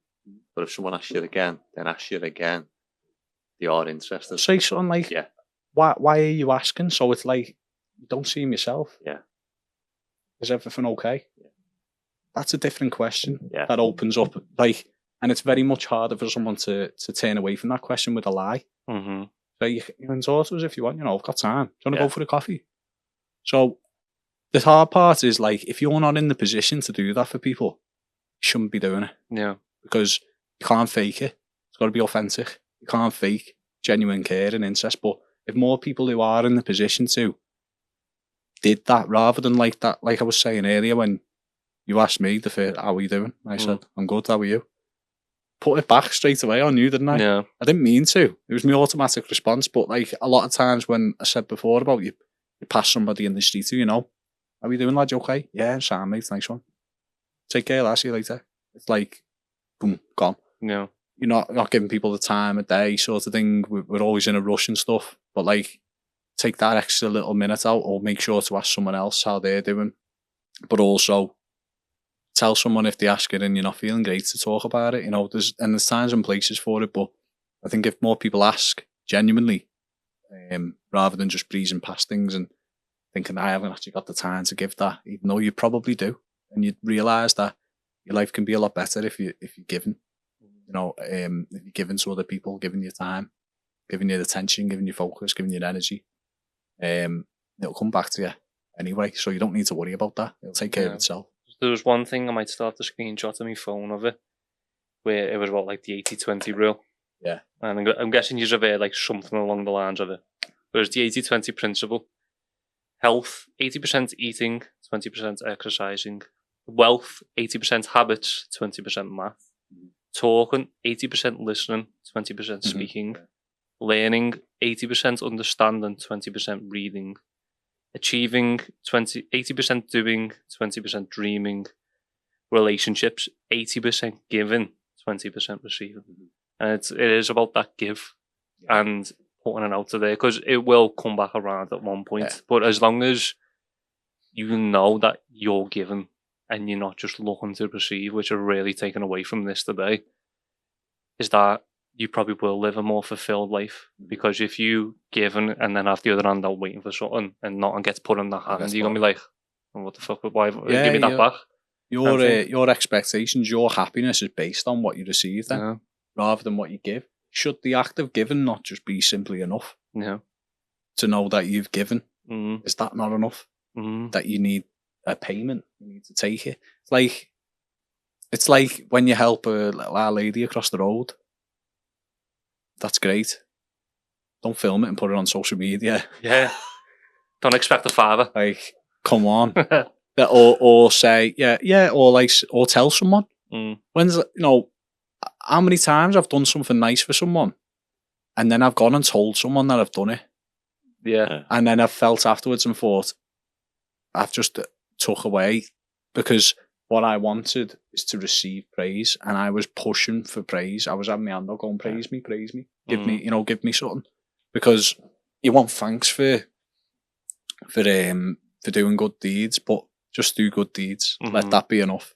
Let that be enough for you to say, I am a person who does good things, and don't worry about the rest. Don't worry about what comes back. It sounds counterintuitive, because then you think like, well, I could spend all my life giving to people and giving myself up, giving me time off for people, and I just won't get nothing back because people don't appreciate you. This is a negative way of thinking. It's not the way I would want to teach my daughter to live.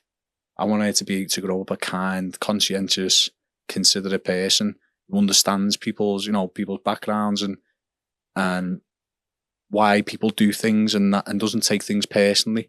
And like, this is what I'm able to do now. I mean, as I talked about my daughter earlier, and I come back to today, how is things with my daughter today, which I'm sure you're curious about, but I've got the best relationship I've had with her ever, right? And I've got such a strong, growing relationship with my daughter, and it's because I care about my relationship with my daughter more than anything, and I'm living in that with all my actions now. So I've just spent, for the first time ever since the pandemic, I've spent a night with her.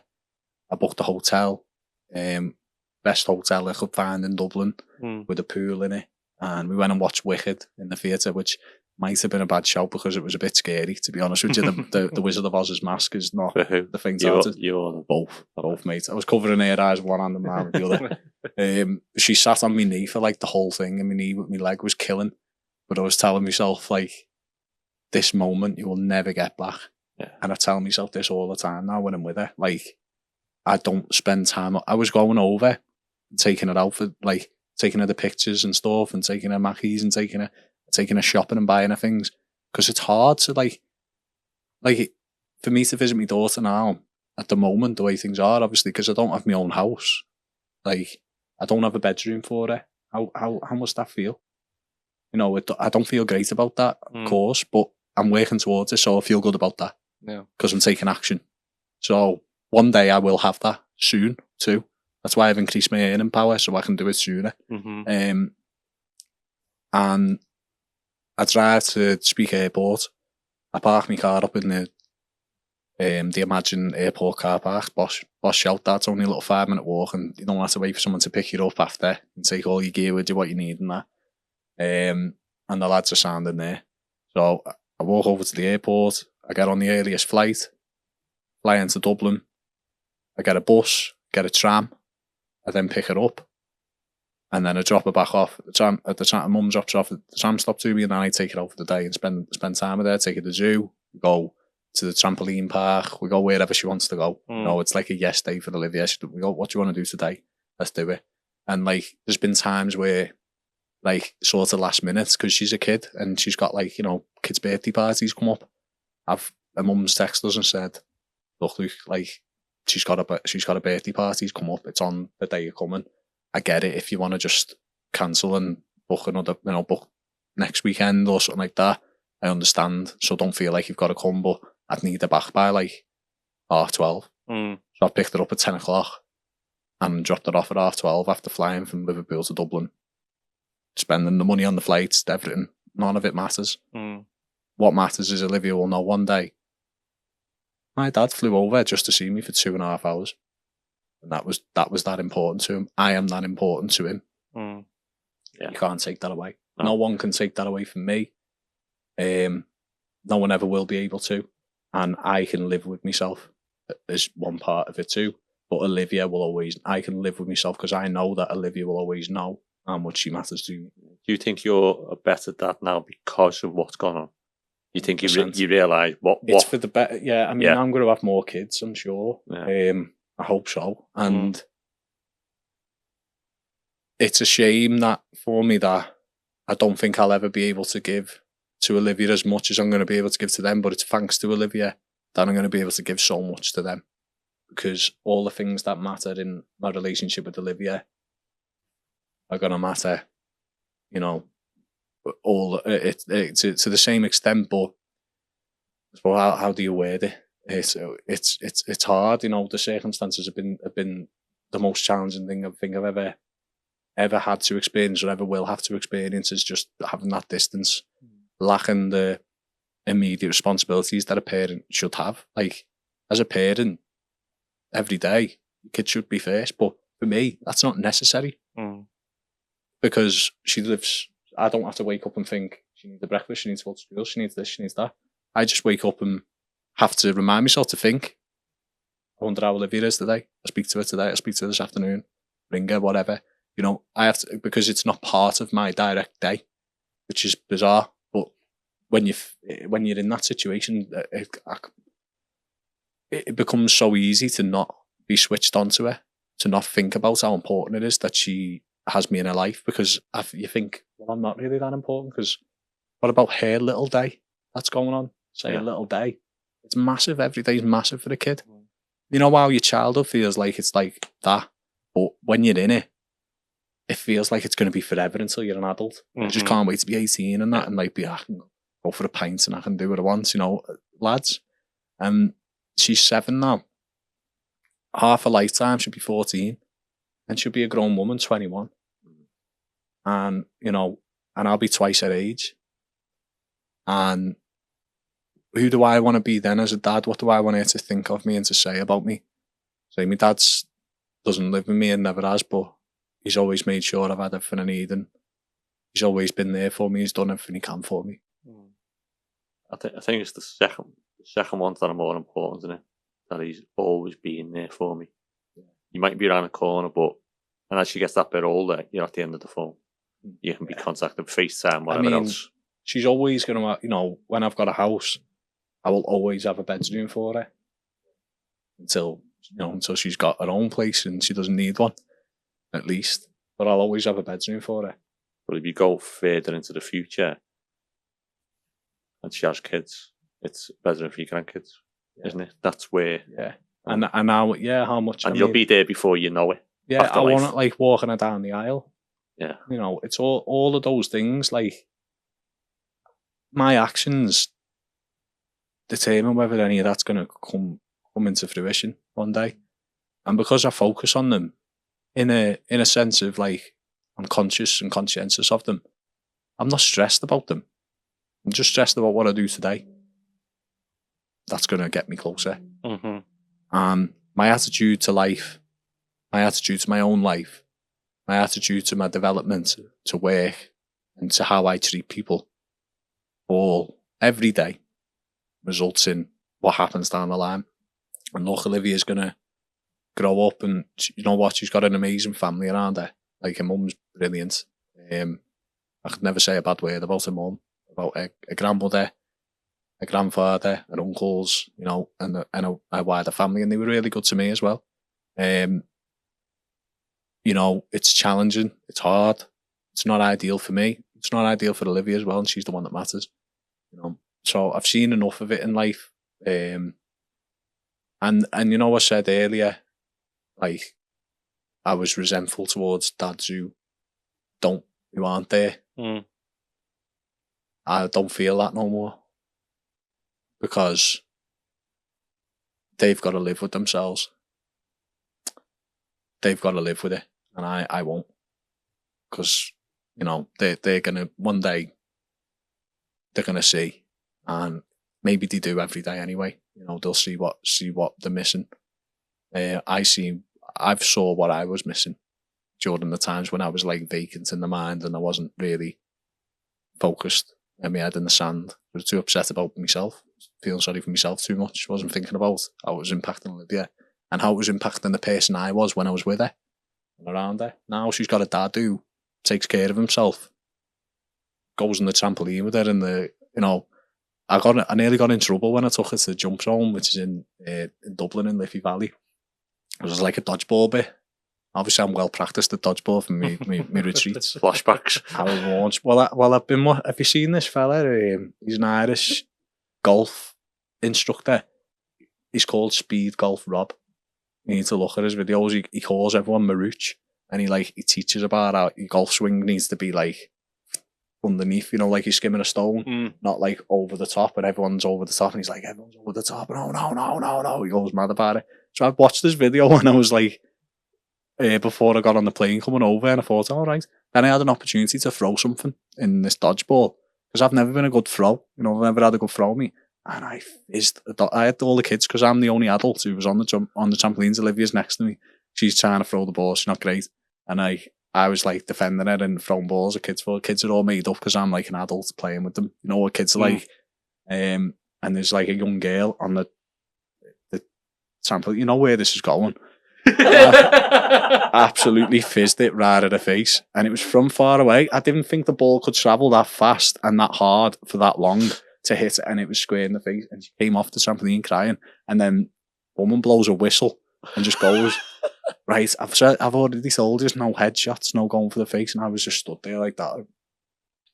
Like I didn't admit it. So sorry to the young girl, if she ever sees this, who were hitting the face of the dodgeball, but Olivia didn't know it was me, but I never said nothing. I just kept it stum, Are we cutting this out? No, keep it in. I've said sorry. I've apologised. Yeah. It's on the record. It wasn't intentional. Well, it was, but this is the hard thing, because I did mean it, but I didn't mean to hit it that hard or in the head. I just threw it the dodgeball, and the target was met. It was simple as that. As the kid got off, she went, "That felt like sheep shit."